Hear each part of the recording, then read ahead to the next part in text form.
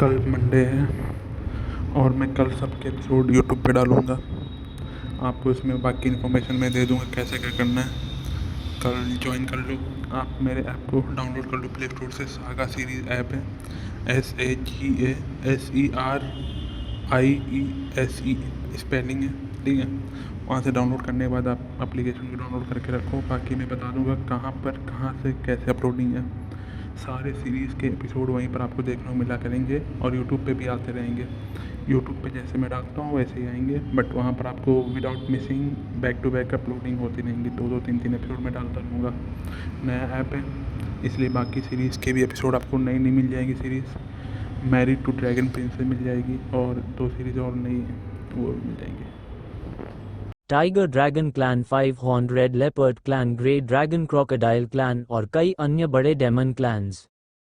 युद्ध शुरू होने से पहले ही उन्होंने अपने लोगों को एकजुट कर लिया था। इन जातियों के एंसेस्टर्स और शक्तिशाली विशेषज्ञ एक साथ मिलकर सुरक्षा प्रदान कर रहे थे। ये सब आरव की अनुमति से हुआ था। हर बैटलफील्ड पर अराजकता फैली हुई थी। युद्ध अत्यंत भयानक था।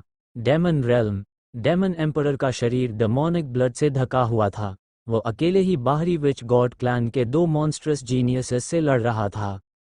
धतेरे की, डेमन एम्परर ने दांत भींच लिए। वह जानता था कि उसे अपनी मूल शक्ति का उपयोग करना होगा और लाइफ एसेंस जलानी होगी, तभी वह उनका सामना कर सकेगा। हे कोशा के नेटिव्स वैसे नहीं है जैसा बताया गया था। ये डरपोक काया नहीं है जो प्रतिरोध करने की हिम्मत न करें। सामने मौजूद विच गॉड क्लैन का एक प्रोडिजी हल्के से मुस्कुराया। हाँ, मैं तो सोच रहा था कि यहाँ आना एक तरफा स्लॉटर होगा, लेकिन ये नेटिव्स मेरी कल्पना से कहीं अधिक साहसी हैं। दूसरे विच गॉड क्लैन प्रोडिजी ने शांत स्वर में कहा, थोड़ा प्रतिरोध अच्छा है, इससे मजा बना रहेगा। विच गॉड क्लैन के ये दोनों प्रोडिजीज अत्यंत शक्तिशाली थे। डेमन एम्परर उनका मुकाबला नहीं कर पा रहा था, फिर भी वह निडर था और मृत्यु तक लड़ने को तैयार था। मारो, डेमन लॉर्ड की सेक्ट। अब वो स्थान पूरी तरह बर्बाद हो चुका था। चारों ओर उजड़ा हुआ वेस्टलैंड फैला था। जाति के अनगिनत सदस्य मारे जा चुके थे या घायल पड़े थे। डेमन लॉर्ड का आधा शरीर नष्ट हो चुका था और वह लगातार रक्त उगल रहा था। हे थोड़ा धीरे, कहीं अच्छे ट्रेजर्स नष्ट न हो जाएं। इस टूटे फूटे स्थान पर कौन से अच्छे ट्रेजर्स होंगे? पहले कुछ लोगों को मारते हैं। जितने अधिक नेटिव्स मारेंगे बाहर लौटने पर उतना बड़ा रिवॉर्ड मिलेगा। तुम्हारी बात कुछ हद तक सही है। बाहरी संसारों के कई एक्स्ट्रॉर्डिनरी बीइंग्स शांत भाव से डेमन लॉर्ड के सामने खड़े थे, मानो उसे बिल्कुल महत्व ही न देते हों। डेमन लॉर्ड क्रोध से कांप उठा। उसके बाल सफ़ेद हो गए और वह अपनी लाइफ फोर्स जलाकर अंतिम युद्ध के लिए तैयार हो गया। डेमन रेल्म की बाकी जातियां भी पीड़ा झेल रही थीं। हेवनली गॉड कॉन्टिनेंट में बहुत अधिक एक्स्ट्राटेरेस्ट्रियल मॉन्स्टर्स प्रवेश कर चुके थे। वे उनका मुकाबला कर ही नहीं पा रहे थे। समान स्तर के इन एक्स्ट्राटेरेस्ट्रियल मॉन्स्टर्स से लड़ना तो दूर, यहाँ तक कि अगर उनकी कल्टिवेशन लेवल विरोधी से ऊंची भी होती तब भी वे जीत नहीं सकते थे। पूरा डेमन रेल्म रक्त से भर चुका था। हर जगह लाशें बिखरी हुई थीं। यहाँ तक कि कुछ बाहरी जीनियसेस और प्रोडिजीज कॉप्सर्स इकट्ठा कर उन्हें रिफाइन भी कर रहे थे। ऐसा अवसर बहुत दुर्लभ होता है। इन कॉप्सेस को वापस ले जाकर रिफाइन करेंगे तो निश्चित ही उत्कृष्ट मैजिकल आर्टिफैक्ट्स बनेंगे। हाँ, मैं तो यहाँ आने से पहले ही योजना बना चुका था। सैकड़ों शहरों का मैसेकर करूंगा और वापस जाकर गोस्ट बैनर बनाऊंगा। वह निश्चित ही अत्यंत शक्तिशाली होगा। डेमन किंग की सेक्ट। डेमन किंग पूरे रक्त से लथपथ था और अत्यंत अस्त व्यस्त दिखाई दे रहा था। वह ब्लड रेड हैल्बर्ड पकड़े अपने शत्रुओं से लड़ रहा था। महाशयों, में लड़ाई पसंद करने वाला व्यक्ति नहीं हूं, क्यों न आप लोग कहीं और चले जाएं। डेमन किंग हमला करते हुए लगातार बड़बड़ा रहा था। हे सपने देखना बंद करो। उसे आइस क्लैन के कई 3 सिर और 6 भुजाओं वाले सदस्य घेर कर हमला कर रहे थे। सभी लोग, मैं सच कह रहा हूं, मैं शांति पसंद इंसान हूं। Harmony brings wealth. मारना बंद करो, कृपया मारना बंद करो। तुम्हारे पूर्वजों की ऐसी की तैसी। डेमन किंग पहले अपनी पीसमेकर टैक्टिक्स का उपयोग करना चाहता था। दुर्भाग्य से बाहरी मॉन्स्टर्स ने उसकी एक नहीं सुनी और भी अधिक क्रूरता से हमला करने लगे। इससे डेमन किंग क्रोधित हो गया और उसने डेस्परेट बैटल शुरू कर दी। सच कहें तो डेमन किंग की शक्ति अत्यंत भयावह थी। ये बूढ़ा व्यक्ति पहले कभी आसानी से युद्ध नहीं करता था और हमेशा सभी पक्षों से सौहार्दपूर्ण संबंध बनाए रखता था। लेकिन अब उसने जो शक्ति दिखाई वह अत्यंत भयानक थी। लेकिन अफसोस, वह फिर भी बाहरी मॉन्स्टर्स का मुकाबला नहीं कर पाया। अंत में उसे अपनी लाइफ स्पैन सैक्रिफाइस करनी पड़ी और अंतिम युद्ध करना पड़ा, लेकिन फिर भी वह उनका सामना नहीं कर सका। डेमन किंग का टेरिटरी लगभग पूरी तरह नष्ट हो चुका था। डेमन ब्लड समुद्र की तरह बह रहा था और पूरे क्षेत्र को रक्तलाल बना रहा था। आज चाहे मेरी जान चली जाए, मैं तुम सबको अवश्य मारूंगा। डेमन किंग गरजा। उसे याद भी नहीं था कि उसने पिछली बार कब अपनी पूरी शक्ति से युद्ध किया था। सौभाग्य से डेमन स्टार अबिस वहां मौजूद नहीं था। मुखबिर डिवाइन जनरल बन चुका था और आरव ने उसे शहरों की रक्षा के लिए भेज दिया था। हे, तुम सच में सोचते हो कि ऐसा कर सकते हो? सामने मौजूद कई एक्स्ट्राटेरेस्ट्रियल प्रोडिजीज उपहास से हंसे। भले ही डेमन किंग अपनी पूरी शक्ति निकाल दे, उससे क्या बदल जाएगा? वो और क्या कर सकता था? मानो पागल हो गया हो। डेमन किंग आगे बढ़ गया, लेकिन अफसोस उसे फिर आसानी से हरा दिया गया। उसका आधा शरीर ब्लड मिस्ट में बदल गया और अब उसमें लिम्स रीजेनरेट करने की शक्ति तक नहीं बची थी। उसकी शक्ति से वह भाग सकता था, लेकिन उसने ऐसा नहीं किया। ये युद्ध अंत तक लड़ना ही होगा। या तो युद्ध में मरना होगा या फिर कभी भागना नहीं होगा। बूढ़े आदमी मर जाओ, बाहरी संसार के एक प्रोडिजी ने ठंडी आवाज में कहा। उसने मुक्का मारा और उसकी टेरिफाइंग पंच फोर्स थंडर ड्रैगन में बदलकर डेमन किंग को मारने के लिए बढ़ी। बेटे, आगे अच्छी तरह जीना। डेमन किंग कड़वाहट से मुस्कुराया। उसके चेहरे पर निराशा नहीं, केवल पछतावा था, क्योंकि वह सामने वाले एक्स्ट्राटेरेस्ट्रियल डेमन को स्वयं नहीं मार सका। हे बूढ़े आदमी, तुम अभी नहीं मरोगे। उसी समय डेमन किंग के सामने एक वॉइड रिफ्ट प्रकट हुई। भयानक असुर धर्म फॉर्म ने क्षैतिज स्लैश छोड़ा। लोकेश सहायता के लिए आ चुका था और उसने शक्तिशाली हमला किया। तुम डेमन किंग स्तब्ध रह गया। लोकेश यहाँ क्यों आया था? आरव ने मुझे भेजा है। महान युद्ध शुरू हो चुका है और मैं डेमन रेल्म की सहायता करने आया हूँ, लोकेश ने कहा। आरव पहले से व्यवस्था कर चुका था। धन्यवाद। डेमन किंग ने राहत की सांस ली। जीवित रहना निश्चित रूप से बेहतर था। बूढ़े आदमी, इतनी बकवास बंद करो। मैं सबसे पहले तुम्हारी सहायता करने आया हूँ। क्या मैं अच्छा दोस्त नहीं हूँ? लोकेश मुस्कुराया। ठीक है, तुम अच्छे दोस्त हो। डेमन किंग हंस पड़ा। लोकेश को 3 क्लैन्स ने मार डाला था। डेमन किंग ने उस समय भाग नहीं लिया था, बल्कि लोकेश के पक्ष में बोला भी था। लोकेश इस उपकार को हमेशा याद रखेगा। दयालु व्यक्ति और अच्छे संबंध रखने वाला व्यक्ति। ऐसी बातें इसी समय काम आती हैं। अगर लोकेश पहले कहीं और सहायता करने चला जाता तो परिणाम अलग होता। इसके बाद लोकेश ने डेमन किंग की जगह बैटलफील्ड संभाली और अकेले ही एक्स्ट्राटेरेस्ट्रियल मॉन्स्टर्स से युद्ध करने लगा। Demon realm. विभिन्न आकारों की काउंटलेस डेमन कॉर्प्सेस जमीन पर बिखरी हुई थीं। उनका रक्त पूरे डेमन रेल्म को लाल रंग में रंग चुका था। कई एंशिएंट डीमंस भी प्रकट हो गए थे, लेकिन फिर भी सब व्यर्थ था। वे बाहरी रेसेस का मुकाबला नहीं कर पा रहे थे। Ancestor phoenix, ancestor sparrow, ancestor bear, ancestor golden scales. इन एंशिएंट डीमंस को पहले आरव डांट चुका था। अब वे सभी अत्यंत आज्ञाकारी हो चुके थे। वे अच्छी तरह जानते थे कि यदि वे इस समय पीछे हटे और आरव जीवित रहा तो उनकी मृत्यु निश्चित होगी, और वह भी अत्यंत भयानक मृत्यु। इस समय वे पागलों की तरह लड़ रहे थे, लेकिन अफसोस, भले ही वे अत्यंत शक्तिशाली थे, फिर भी अधिकतम रिलीज रेल्म की चरम सीमा तक ही थे। अगर वे बाहरी रिलीज रेल्म के किसी मॉन्स्ट्रस जीनियस को रोक पाते तो ये पहले ही बहुत बड़ी उपलब्धि होती। धम धम धम। विभिन्न युद्ध लगातार जारी थे। Peacock clan. अनगिनत शक्तिशाली सदस्य रिट्रीट को कवर कर रहे थे। पीकॉक एंसेस्टर अकेले ही आइस क्लैन के 2 डीमंस से लड़ रहा था। लेकिन इसे युद्ध कहना सही नहीं होगा। असल में वह लगातार पिट रहा था। उसका पूरा शरीर रक्त से ढका था और वह उनका मुकाबला नहीं कर पा रहा था।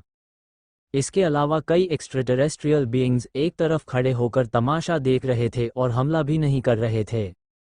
समृद्धि पहले यहाँ आई थी। वह अपने माता पिता को टेम्पल ले जाना चाहती थी, लेकिन दुर्भाग्य से मिस्टर और मिसेस लैन दोनों ने इनकार कर दिया। समृद्धि ने आरव से विवाह किया था, इसलिए वह अब पीकॉक क्लैन की सदस्य नहीं मानी जाती थी।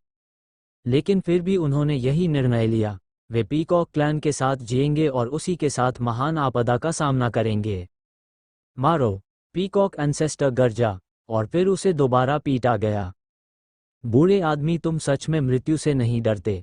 ये क्लैन सब काफी अच्छे दिखते हैं, लगता है इनका गोल्डन स्पैरो क्लैन से संबंध है, क्या ये करीबी रिश्तेदार हैं?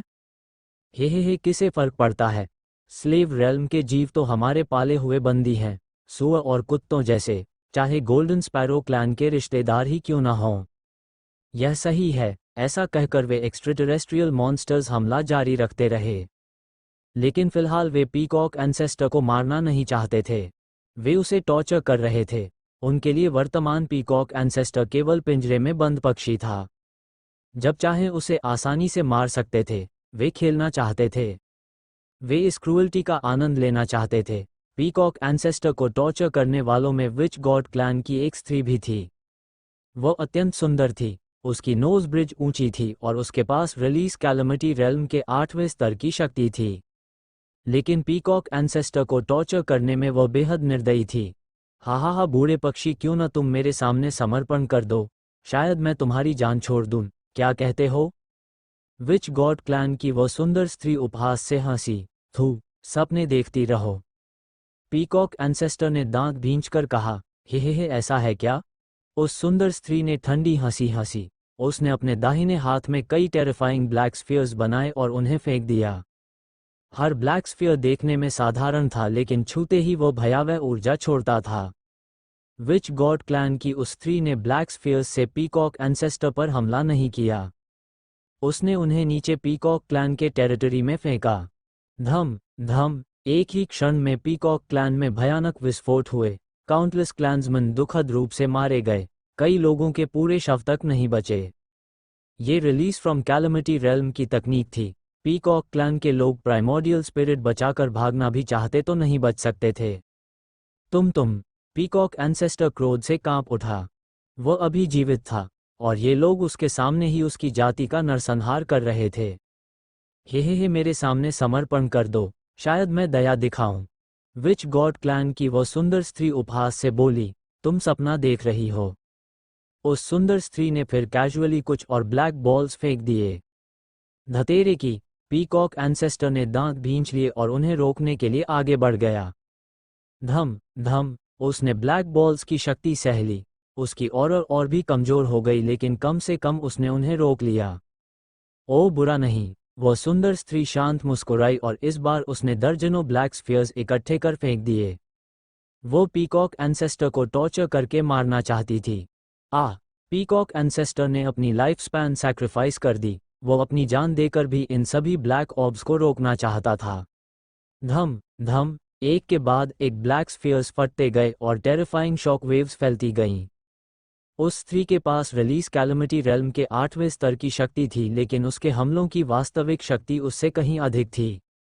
वह ऐसा मॉन्स्ट्रस टैलेंट थी जो हायर रेल्म्स को चैलेंज कर सकती थी। जब वह पूरी शक्ति लगाती तब निश्चित रूप से लाइफ सेवरिंग रेल्म की शक्ति प्रदर्शित कर सकती थी। पीकॉक एंसेस्टर अत्यंत दयनीय अवस्था में पहुंच चुका था और अब मृत्यु के कगार पर था। हे, बूढ़े पक्षी, समर्पण कर दो, विच गॉड क्लैन की वह सुंदर स्त्री हल्के से मुस्कुराए। बाकी विच गॉड क्लैन प्रोडिजीज भी व्यंग्य भरी बातें करने लगे। इस क्रूअल्टी का आनंद उन्हें अत्यधिक संतुष्टि दे रहा था। उन्हें ऐसा लग रहा था जैसे वे देवता हों जो मॉर्टल रेल्म में उतरकर चींटियों की किस्मत तय कर रहे हों।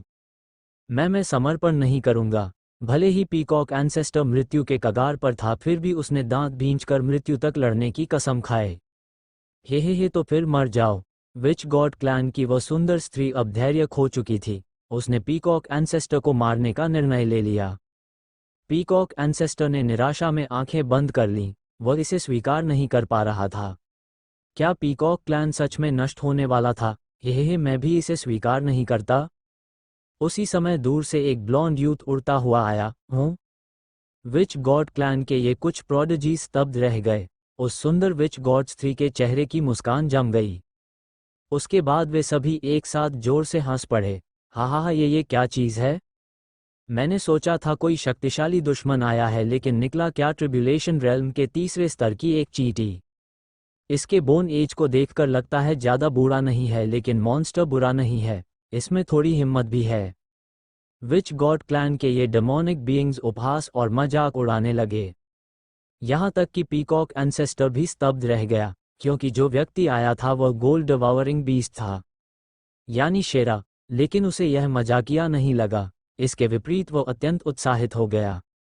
अगर गोल्ड डिवावरिंग बीस्ट आ गया था तो ओल्ड लायन भी निश्चित रूप से आसपास होगा। अब उम्मीद थी। बहुत समय पहले से शेरा अलग अलग जातियों के बीच घूमता रहा था, जिसे चाहता खा जाता था। आधा कारण ये था कि आरव उसका मास्टर था, लेकिन दूसरा कारण ये था कि उसका पिता अत्यंत भयानक था। हे छोटे शेर, तुम्हारे अंदर काफ़ी हिम्मत है, घुटनों पर झुको और मेरे सामने समर्पण करो, मुझे मास्टर कहो। अगर तुम इस फेरी को खुश कर पाए तो शायद मैं तुम्हारी जान छोड़ दूं। विच गॉड क्लैन की वह सुंदर स्त्री उदासीन स्वर में बोली। उसने लिटिल गोल्ड को बिल्कुल गंभीरता से नहीं लिया। आखिरकार ट्रिब्यूलेशन रेल्म लेवल 3 वास्तव में ध्यान देने योग्य नहीं था। हे मेरा पहले से ही एक मालिक है, ब्लॉन्ड यूथ ने ठंडी हंसी हंसी। ओह, विच गॉड क्लैन की सुंदर स्त्री ने शेरा को ऊपर से नीचे तक देखा। ऐसा करो, तुम मेरे सामने समर्पण कर दो, फिर मैं तुम्हारे मास्टर को मार दूंगी, कैसा रहेगा? इन एक्स्ट्राटेरेस्ट्रियल मॉन्स्टर्स के लिए आज का 9 प्रोविंसेस उनके लिए सर्वोच्च देवताओं जैसा था, वे जो चाहें कर सकते थे। तुम, लिटिल गोल्ड ने सिर हिलाया और आह भरी, मुझे डर है कि मेरा मास्टर केवल एक फाट करके ही तुम्हें मार देगा। पीकॉक एंसेस्टर, उस सुंदर स्त्री के चेहरे की मॉकिंग स्माइल पूरी तरह जम गई और चिलिंग किलिंग इंटेंट में बदल गई। पास खड़े बाकी विच गॉड क्लैन प्रोडिजीज भी क्रोध से भर उठे। मीशा, मुझे जाने दो, मैं इस पागल को मार देता हूँ। मैं जाऊंगा। फेरी मीशा का अपमान करने की हिम्मत करता है, मौत को बुला रहा है। पास मौजूद कई विच गॉड क्लैन प्रोडिजीज खुद को साबित करने के लिए आगे आने लगे। विच गॉड क्लैन की सुंदर स्त्री मीशा क्रोध से दांत पीसने लगी। वो ब्लॉन्ड यूथ अत्यंत घृणित था। ठीक है, लेकिन इसे मारना मत, मैं इसे धीरे धीरे टॉर्चर करना चाहती हूँ। सुंदर विच गॉडेस मीशा ने दांत भींचकर कहा। रिलीज रेल्म के कई विच गॉड क्लैन प्रोडिजीज तुरंत हमला करने निकल पड़े। उनकी गति अत्यंत तेज थी, वे सभी रिलीज रेल्म तक पहुंच चुके थे। शेरा की वर्तमान शक्ति से वह बिल्कुल भी उनका सामना नहीं कर सकता था, उसके पास डॉज करने की क्षमता तक नहीं थी। लेकिन शेरा शांत बना रहा, उसके चेहरे पर घबराहट का कोई निशान नहीं था और उसने बचने की कोशिश भी नहीं की। उसका शांत व्यवहार विच गॉड क्लैन के इन प्रोडिजीज को चौंका गया। उनका आत्मविश्वास आखिर कहाँ से आ रहा था? क्या सामने वाला शुरू से ही मरने आया था? शायद यही बात थी, लेकिन इससे शेरा को मारने की उनकी किलिंग इंटेंट में कोई कमी नहीं आई। ये ब्लॉन्ड यूथ मरना ही चाहिए, लेकिन अगले ही क्षण आखिरकार उन्होंने मुझे कार्रवाई करने पर मजबूर कर ही दिया। चारों दिशाओं से घंटी जैसी भारी आवाज गूंज उठी। कौन? विच गॉड क्लैन के ये डीमंस भय से कांप उठे। क्या आसपास कोई शक्तिशाली व्यक्ति छिपा हुआ था? लेकिन उन्हें बिल्कुल पता नहीं चला। शून्य फट गया। ओल्ड लायन प्रकट हुआ और उसने लाइफ सेवरिंग रेल्म की ओर फैला दी। Life severing realm. Witch god clan के कई प्रोडिजीज भय से कांप उठे। इतना शक्तिशाली, इस स्लेव रेल्म में वास्तव में लाइफ सेवरिंग रेल्म का अस्तित्व था? तुम कौन हो? विच गॉड क्लैन के कई प्रोडिजीज तुरंत पीछे हट गए और मीशा के पास जा खड़े हुए। अचानक एक लाइफ स्लेइंग रेल्म एक्सपर्ट प्रकट हो गया था। अब कोई भी उसे हल्के में लेने की हिम्मत नहीं कर रहा था। मैं कौन हूँ? ओल्ड लायन ने आसपास देखा और ठंडी आवाज में कहा, क्या तुम लोग अंधे हो? दिखाई नहीं देता कि मैं इसका पिता हूँ? सच कहें तो ओल्ड लायन और लिटिल गोल्ड दोनों के सुनहरे बाल थे और उनकी प्राइमल और अभी मिलती जुलती थी, इसलिए संबंध समझना आसान था। लेकिन विच गॉड क्लैन के प्रोडिजीज यह नहीं पूछ रहे थे। वे जानना चाहते थे यह आखिर आया कहाँ से? स्लेव रेल्म में लाइफ सेवरिंग रेल्म एक्सपर्ट कैसे हो सकता था? अभी क्या तुम ही थी जो मेरे बेटे को माउंट बनाना चाहती थी, उसे अपने सामने समर्पण करवाना चाहती थी? ओल्ड लायन ने ठंडी नज़र से चारों ओर देखा और अंत में उसकी दृष्टि विच गॉड क्लैन की स्त्री मीशा पर जाकर रुकी। यह एक मिसअंडरस्टैंडिंग है, मीशा ने थोड़ी देर चुप रहने के बाद शांत स्वर में कहा। सामने वाला शक्तिशाली था, वह सच में लाइफ सेवरिंग रेल्म में था। लेकिन स्लेव रेल्म के जीवों की कुल शक्ति बाहरी संसारों से कम होती थी। जब वे पूरी शक्ति निकालते तब वे भी लाइफ सेवरिंग रेल्म जैसी शक्ति दिखा सकते थे, इसलिए वे ओल्ड लायन से बहुत अधिक नहीं डर रहे थे। मिसअंडरस्टैंडिंग। ओल्ड लायन ने ठंडी हंसी हंसी, उसकी आंखें बर्फ जैसी ठंडी थीं। ठीक है, तो आज मैं भी मिसअंडरस्टैंडिंग करूंगा और तुम सबको खा जाऊंगा। तुम हमला करना चाहते हो? मीशर और बाकी लोग स्तब्ध रह गए और युद्ध की तैयारी करने लगे। नहीं, मैं तुम्हें अपने मुंह से इस्तेमाल करूंगा, ओल्ड लायन ने उपहास किया। अगले ही क्षण ओल्ड लायन का मुंह खुला और बॉटमलेस अबिस में बदल गया। एक टेरिफाइंग सक्शन फोर्स चारों दिशाओं में फैल गई। ये तो डिवॉवरिंग लायन है, नहीं धतेरे की। स्लीव रेल्म में स्काई डिवॉवरिंग लायन कैसे हो सकता है? विच गॉड क्लैन के लोग भय से कांप उठे। उन्होंने डेस्परेटली प्रतिरोध किया लेकिन सब व्यर्थ था। ओल्ड लायन ने उन सबको एक ही बार में निगल लिया। आरव के पास उससे लड़ने की शक्ति थी, लेकिन विच गॉड क्लैन के ये प्रोडिजीज उस स्तर के नहीं थे। स्वाद अच्छा है और स्पिरिचुअल एनर्जी भी काफी प्रबल है। ओल्ड लायन वापस ह्यूमन फॉर्म में बदल गया और चबाने जैसी हरकत भी की। ये जानना जरूरी था, जब फॉलन ह्यूमन एम्परर ने ओल्ड लायन को पकड़ा था तब वह पहले से ही लाइफ सेवरिंग रेल्म में था। वह कोशा का नेटिव क्रिएचर नहीं था। शेरा शांत बना रहा। उससे बेहतर कोई नहीं जानता था कि उसका पिता कितना शक्तिशाली है, वरना उसके जैसा डरपोक व्यक्ति खुलेआम यहां आने की हिम्मत कैसे करता। सीनियर लायन किंग, आपका बहुत बहुत धन्यवाद। पीकॉक एंसेस्टर तुरंत ओल्ड लायन के सामने झुक गया। करीब एक सदी से बाहरी लोग ओल्ड लायन को गोल्डन लायन किंग के नाम से जानते थे। ये टाइटल उसके अपीयरेंस से पूरी तरह मेल खाता था, और शेरा को लिटिल लायन किंग कहा जाता था। ओल्ड लायन ने होंठ सिकोड़ लिए। मेरे बेटे को धन्यवाद दो, मुझे तुम्हारी मदद करने में कोई रुचि नहीं थी। मैं तो चाहता हूं कि कोशा के सभी जीव मर जाएं। पीकॉक एंसेस्टर, ओल्ड लायन की बात सुनकर वह निरुत्तर हो गया। लेकिन फिर भी पीकॉक एंसेस्टर ने लिटिल गोल्ड को फोल्डेड हैंड से धन्यवाद दिया। अगर लायन फादर एंड सन यहाँ न आते तो वह निश्चित रूप से मर जाता और पीकॉक क्लैन नरक बन जाता।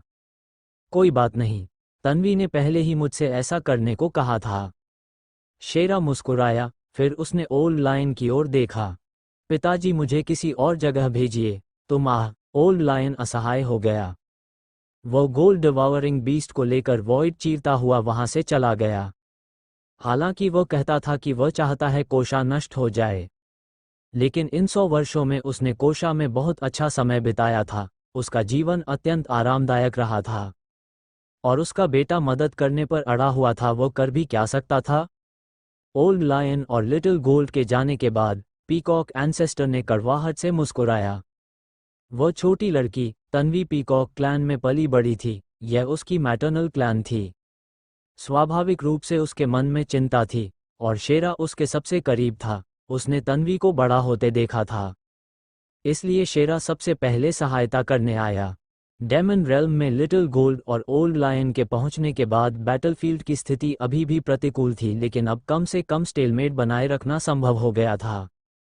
डेमन रेल्म में लोकेश भी मौजूद था। अब उसे 9 प्रोविंसेस का रिजेक्शन नहीं झेलना पड़ रहा था। उसकी शक्ति अत्यंत भयावह थी, और 300 वर्षों के एक्यूमुलेशन के बाद वह पहले से भी अधिक शक्तिशाली हो चुका था। और हेवनली कॉन्टिनेंट का ह्यूमन रेल्म, आरव पहले ही सभी रिलीज रेल्म एक्सपर्ट्स को बाहर भेज चुका था। लेकिन कोई बात नहीं, वह स्वयं यहाँ था। वह व्यक्तिगत रूप से इस स्थान की रक्षा कर रहा था ताकि ह्यूमन रेस सुरक्षित रहे। इसके अलावा लव अत्यंत निर्दयी था। रिलीज ऑफ कैलमिटी रेल्म तक पहुंचने के बाद उसने कई सेक्रेड बॉडी ट्रेजर्स पर महारत हासिल कर ली थी, और उसके किलिंग मेथड्स बेहद भयावह थे। आग की लपटें समाप्त हो गईं। आरव के हाथों में विच गॉड क्लैन के कई सिर थे और उसकी नज़र दूर कहीं टिकी हुई थी। अब भी बाहर नहीं आ रहे? हे ठीक है, तब दूर ही रहो जब तक मैं तुम्हारी जाति के लाइफ सेवरिंग रेल्म जीनियस को मार न दूं। फिर देखूंगा कि तुम लोग कब तक शांत रह सकते हो। आरव ने ठंडी हंसी हंसी और वॉइड चीर कर गायब हो गया। पूरा कोशा अब अपोकलिप्स जैसा लग रहा था, मानो अंत की ओर बढ़ रहा हो। जयपुर। रॉयल पेट्रियार्क विक्रम अत्यंत दयनीय अवस्था में था। वह अकेले ही ट्रिब्यूलेशन रेल्म के एक विच गॉड क्लैन प्रोडिजी से लड़ रहा था। तुम जैसे व्यक्ति भी रॉयल फैमिली के एंसेस्टर हो सकते हैं? सामने मौजूद विच गॉड क्लैन प्रोडिजी ने उपहास से सिर हिलाया। कचरा, फायर स्टार रीजन में तुम्हारे जैसे बूढ़े तो स्टेबल बॉय बनने के योग्य भी नहीं हैं। तुम नीच हो। आह! विक्रम क्रोध से कांप उठा, उसे लगा जैसे उसका पूर्ण अपमान किया गया हो। वह जयपुर प्रीफेक्चर का रॉयल एंसेस्टर था, और सामने वाला कह रहा था कि वह घोड़ों का नौकर बनने लायक भी नहीं। दोनों के बीच भयंकर युद्ध जारी था, लेकिन विक्रम उसका मुकाबला नहीं कर पा रहा था। अब हे आरुण गोलू जयकैंट और हेवनली गॉड टेम्पल के अन्य एल्डर्स सहायता के लिए आए थे। वे अन्य रिलीज कैलमिटी रेल्म एक्सट्राटेरेस्ट्रियल डीमंस से युद्ध कर रहे थे और सभी भयंकर लड़ाई में फंसे थे। स्लेव वर्ल्ड की रॉयल फैमिली, कितना हास्यास्पद भूसे के कुत्तों का समूह जो खुद को एम्परर कहता है। विक्रम लगातार दबाया जा रहा था। विरोधी की बातें सुनकर वह और अधिक क्रोधित हो गया। आज मैं निश्चित रूप से तुम्हें मार डालूंगा। विक्रम पागल हो गया। उसने अपनी सारी लाइफ स्पैन सैक्रिफाइस कर दी ताकि थोड़ी देर के लिए शक्ति बढ़ सके। जो रॉयल फैमिली का अपमान करे, उसे मरना होगा। ये रॉयल फैमिली पेट्रियार्क के रूप में उसकी अंतिम डिग्निटी थी। क्या? विच गॉड क्लैन प्रोडिजी भय से चौंक गया। तुम जीना नहीं चाहते? हे साथ में मरते हैं। बहुत अच्छा। विक्रम गरजा और अंततः सामने वाले को अपने साथ लेकर मर गया। दोनों एक साथ पेरिश हो गए। जयपुर प्रीफेक्चर के रॉयल फैमिली पेट्रियार्क विक्रम युद्ध में मारे गए। ये घटना सामान्य समय में पूरे संसार को हिला देती, लेकिन अब इसे लगभग किसी ने ध्यान तक नहीं दिया, क्योंकि पूरे संसार में अत्यधिक हीरोज पहले ही अपने प्राण त्याग चुके थे। दूसरे कॉन्टिनेंट्स की स्थिति और भी भयावह थी, विशेष रूप से barbarian emperor state, tyrant emperor state, azure emperor state, war emperor state. वे काउंटलेस बाहरी शक्तिशाली बीइंग्स द्वारा स्लॉटर किए जा रहे थे। विंज एम्परर स्टेट और फेदर्ड एम्परर स्टेट की स्थिति भी अत्यंत संकटपूर्ण थी। लेकिन नेदरवर्ल्ड स्टेट एक एक्सेप्शन बन गया। इस विशाल कॉन्टिनेंट में ह्यूमन रेस कमजोर थी, लेकिन डेमन एम्परर और डेमन रेस अत्यंत शक्तिशाली थे। डेमन एम्परर अपने ट्रू फॉर्म में बदल गया और अकेले ही आइस क्लैन के कई रिलीज कैलमिटी रेल्म एक्सपर्ट से लड़ रहा था।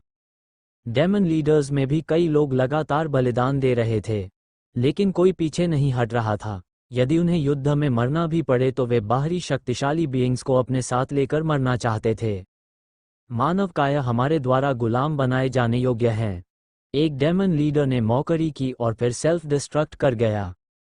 उसकी बातों ने नेदरवर्ल्ड कॉन्टिनेंट के ह्यूमन रेस के भीतर छिपी ब्लडलस्ट को पूरी तरह भड़का दिया। अरोरा फैमिली पेट्रियार्क कई अन्य पेट्रियार्क्स को लेकर युद्ध में उतरा। उन्होंने अपनी शक्ति बढ़ाने के लिए forbidden drug falling valley elixir तक खा ली।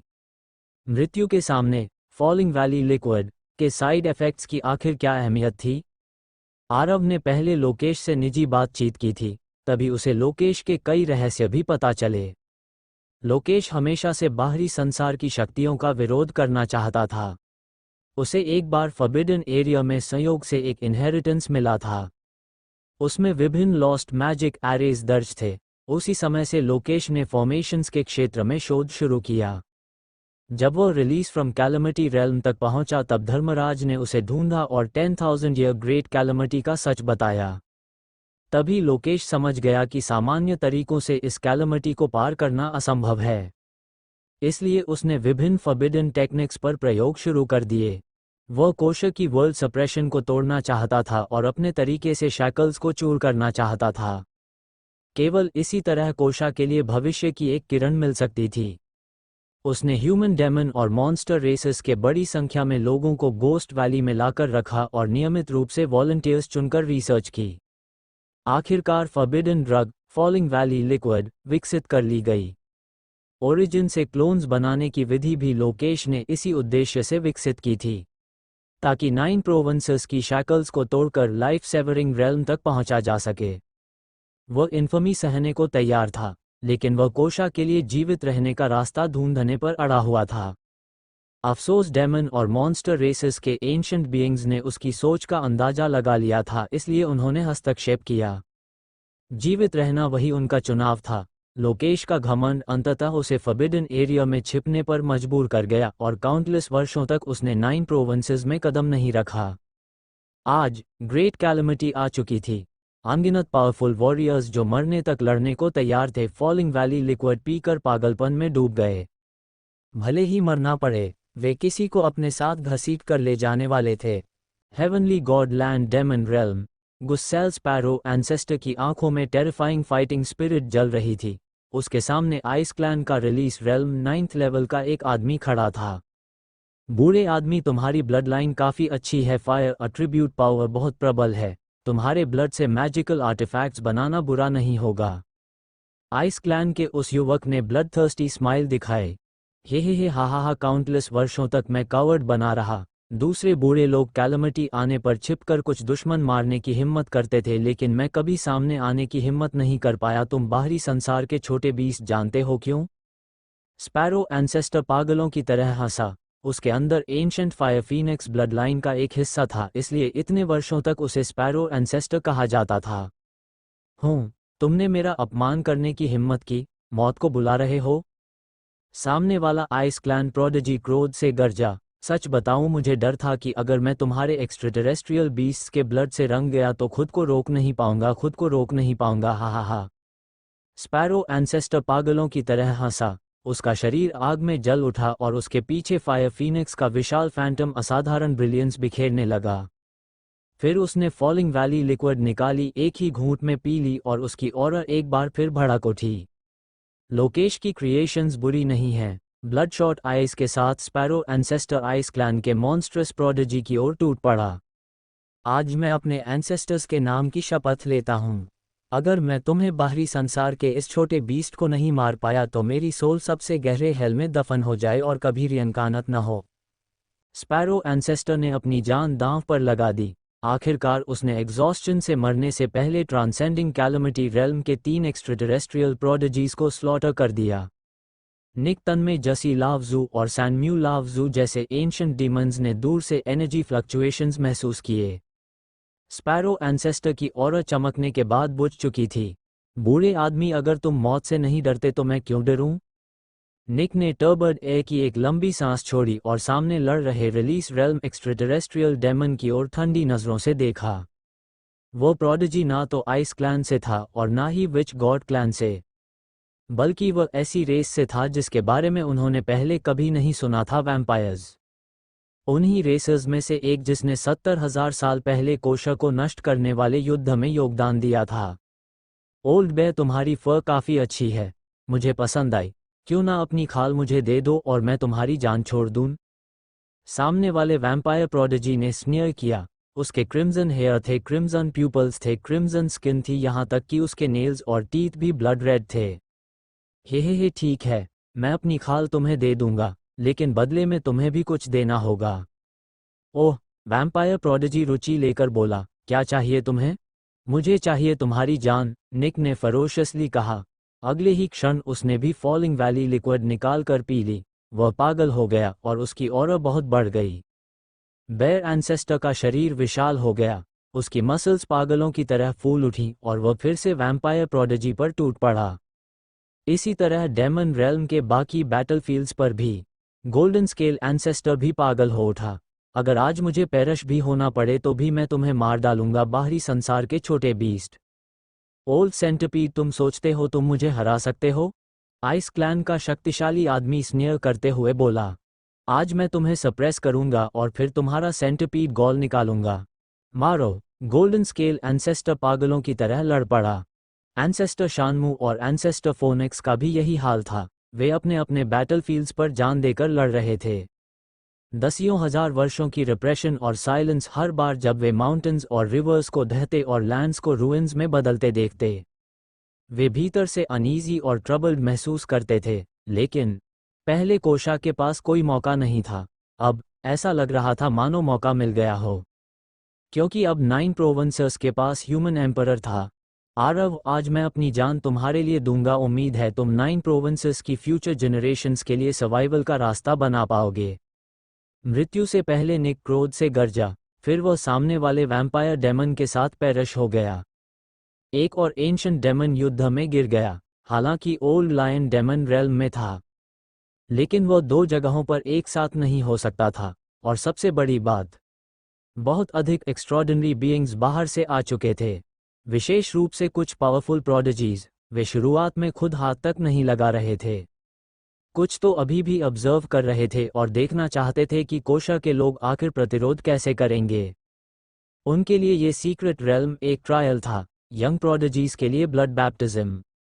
डेमन रेस में स्पैरो एंसेस्टर और बेयर एंसेस्टर के लगातार मरने से काउंटलेस पावरफुल डीमंस की फाइटिंग स्पिरिट भड़क उठी। कौन एंस्लेव्ड होना चाहता था? कोई नहीं, मारो। पूरा डेमन रेल्म ब्लड से रंग गया, यहाँ तक कि ओल्ड लायन भी स्वेच्छा से मदद करने लगा।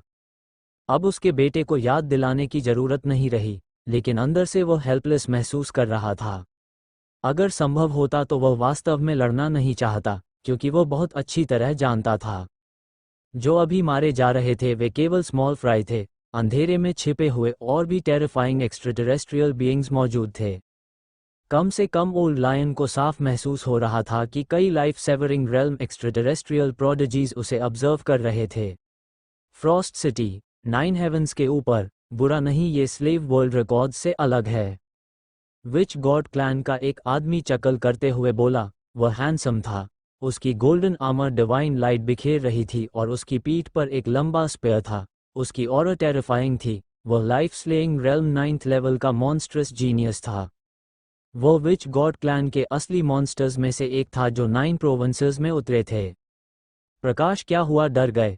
बोलने वाली एक वुमन थी जिसके 3 हेड्स और 6 आर्म्स थे। वह आइस क्लैन से थी। उसके हर चेहरे पर एक जैसी सुंदरता थी। उसकी स्किन स्नो वाइट थी और उसकी ऑरा 10,000 वर्षों की फ्रॉस्ट जैसी टेरिफाइंग थी।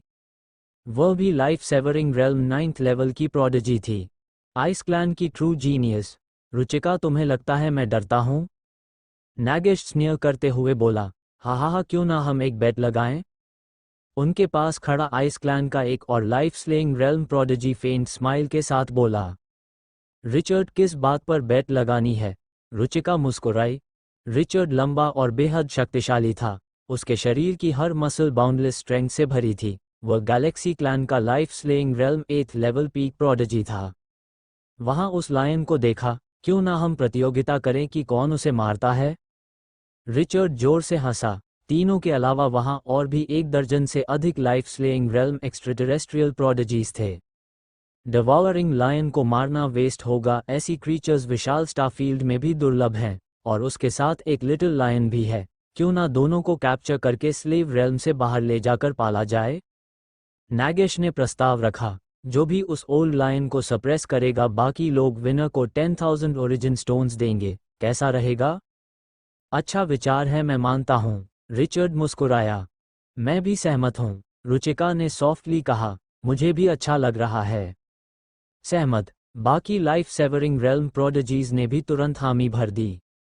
तो पहला मूव कौन करेगा? रुचिका ने मुस्कुराकर पूछा। हे, फर्क नहीं पड़ता। अंत में जो उसे सप्रेस करेगा वही जीतेगा। नागेश हंसा। तो मैं पहले जाता हूँ। रिचर्ड जोर से हंसते हुए डेमन रेल्म की ओर दौड़ पड़ा। 10,000 ओरिजिन स्टोन्स, ये बहुत बड़ी रकम थी। Daemon realm. ओल्ड लायन ने अभी अभी रिलीज ऑफ कैलमिटी स्टेज वाले एक एक्स्ट्राटेरेस्ट्रियल डेमन को मार गिराया था। शेरा नीचे स्क्वाटिंग पोजीशन में बैठा कॉप्स लूट रहा था। एक्स्ट्राटेरेस्ट्रियल बीइंग्स स्टोरेज बैग्स इस्तेमाल नहीं करते थे। वे फिंगर्स में स्टोरेज रिंग्स या रिस्ट्स पर स्टोरेज ब्रेसलेट्स पहनते थे। शेरा पहले ही कई कलेक्ट कर चुका था। उनमें रिसोर्सेज और ट्रेजर्स की भरमार थी। ओल्ड लायन बाहर की दुनिया से पकड़ा गया था, इसलिए वह नेचुरली बाहरी संसार की चीज़ों से परिचित था। बहुत पहले ट्रैवल्स के दौरान ओल्ड लायन ने लिटिल गोल्ड को ये सब बातें बताई थीं। हम अमीर हो गए, हम अमीर हो गए। शेरा खुशी से उछल पड़ा। तुम। ओल्ड लायन ने हेल्पलेस साई भरी। उसे लगा कि उसने इतने वर्षों में अपने बेटे के साथ अन्याय किया है, इसलिए वह स्टोरेज आर्टिफैक्ट्स देखकर इतना ग्रीडी हो गया। ओल्ड लायन अचानक भौहें सिकोड़कर ऊपर वॉइड की ओर देखने लगा। क्या हुआ पिताजी? शेरा ने आश्चर्य से पूछा। मुझे पता था कि हम पर नजर रखी जा रही है। तुम पहले निकल जाओ, यहाँ से दूर चले जाओ, जितना दूर जा सकते हो। ओल्ड लायन ने आह भरते हुए कहा। दुश्मन? हाँ, बहुत शक्तिशाली। बेवकूफ़ी मत करो, ओल्ड लायन इरिटेबली बोला। पिताजी, अपना ध्यान रखना। इतना कहकर शेरा तुरंत भाग खड़ा हुआ। Old lion. वो एक पल रुका और फिर राई स्माइल दी। ये बच्चा ओल्ड लायन ने सोचा था कि लिटिल गोल्ड उससे थोड़ा पोलाइट होगा, कम से कम थोड़ा इमोशनल तो होगा, लेकिन कुछ नहीं हुआ। शेरा बस भाग गया। शेरा बेवकूफ़ नहीं था, उसके रुकने से फ़ायदा क्या था? वो सिर्फ एक्स्ट्रा बर्डन बनता। बेहतर था जल्दी भाग जाए ताकि रास्ते में बाधा ना बने। ओल्ड लायन ने शेरा को कॉन्फिस्केट करके स्पिरिट बीस्ट बैग में डाल लिया। उसे भी चिंता थी कि शायद वह जीत ना पाए, क्योंकि ओल्ड लायन महसूस कर सकता था कि कई पावरफुल बीइंग्स ने उसे टारगेट कर लिया था। डिवॉरिंग लायन बुरा नहीं, सच में बुरा नहीं, बस थोड़ा बूढ़ा है, लेकिन अफसोस इतनी पावरफुल ब्लड लाइन पूरी तरह वेस्ट हो गई। रिचर्ड आ पहुंचा और ओल्ड लायन के सामने खड़ा होकर मौकरी करने लगा।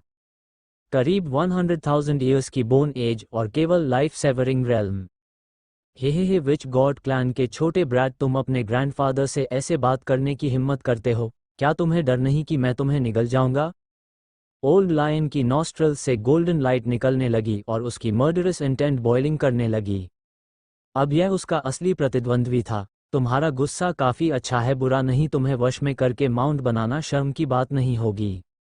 रिचर्ड स्नेयर करते हुए बोला, मुझे वश में करोगे?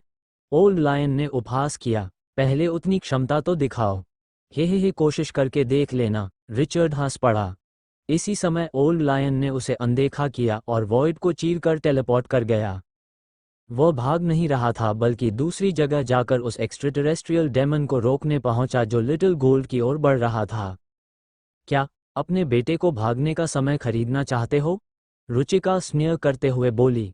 अभी वही सीक्रेटली शीरा का पीछा कर रही थी। एक यंग स्काई डिवॉरिंग लायन, पहले उसे पकड़ लेना बेहतर था।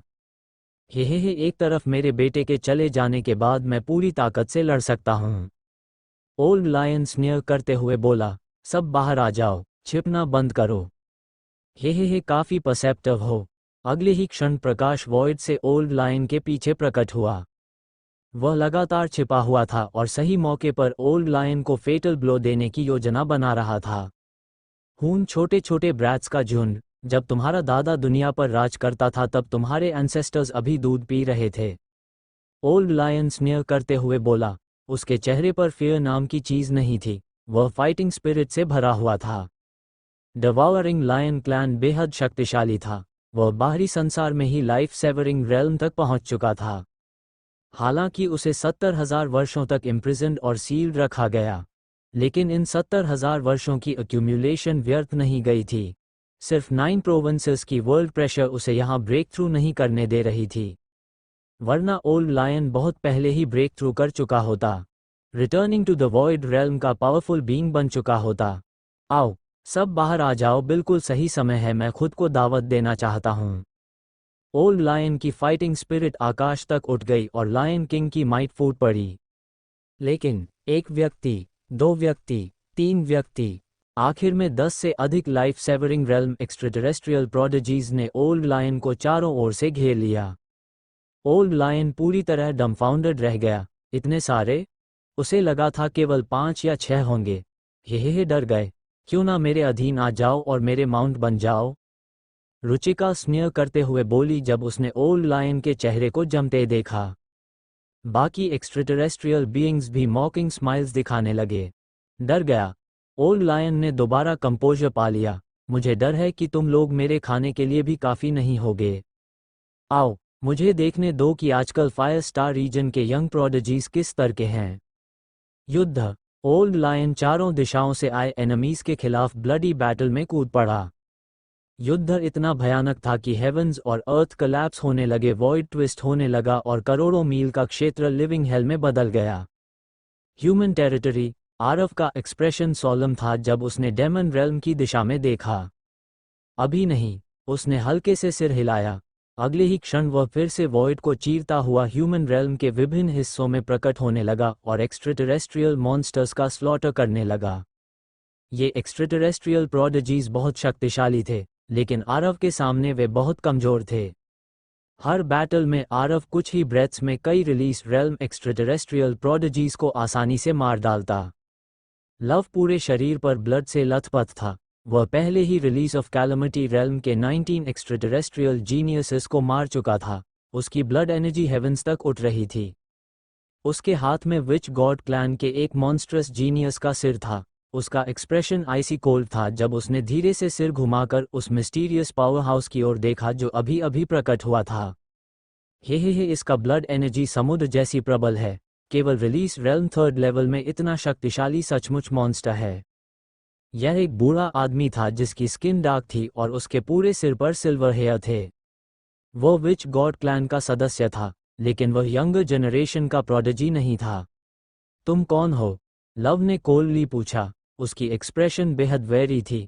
सामने वाला अब्सर्डली पावरफुल था। हे बस विच गॉड क्लैन का एक ऑर्डिनरी एल्डर हूँ। छोटे फेलो, मुझे लगता है तुम काफ़ी अच्छे हो। क्यों ना मेरे स्लेव बन जाओ? मैं तुम्हें यहाँ से ले जाऊंगा, इस स्लेव रेल्म से बाहर तुम्हें नई जिंदगी दूंगा। तुम्हें बाउंड्री के बाहर की दुनिया दिखाऊंगा ताकि तुम इस जगह स्ट्रॉ डॉग की तरह ना रहो। क्या कहते हो? उस विच गॉड क्लैन एल्डर की नज़रों में लव को दिए गए ये कंडीशंस डिवाइन फेवर जैसे थे। हे अगर मैं मना कर दूं तो? लव की आंखें किलिंग इंटेंट से भर गईं और गोल्डन ऑरर अरप्ट हो उठी। मना?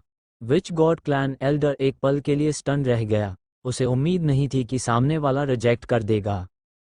स्लेव वर्ल्ड छोड़ने का मौका टेम्पटिंग नहीं था, सामने वाले ने मना क्यों किया? लेकिन फिर एल्डर बिटर स्माइल के साथ बोला, अगर तुम मना करोगे तो मर जाओगे, स्ट्रॉ डॉग की तरह।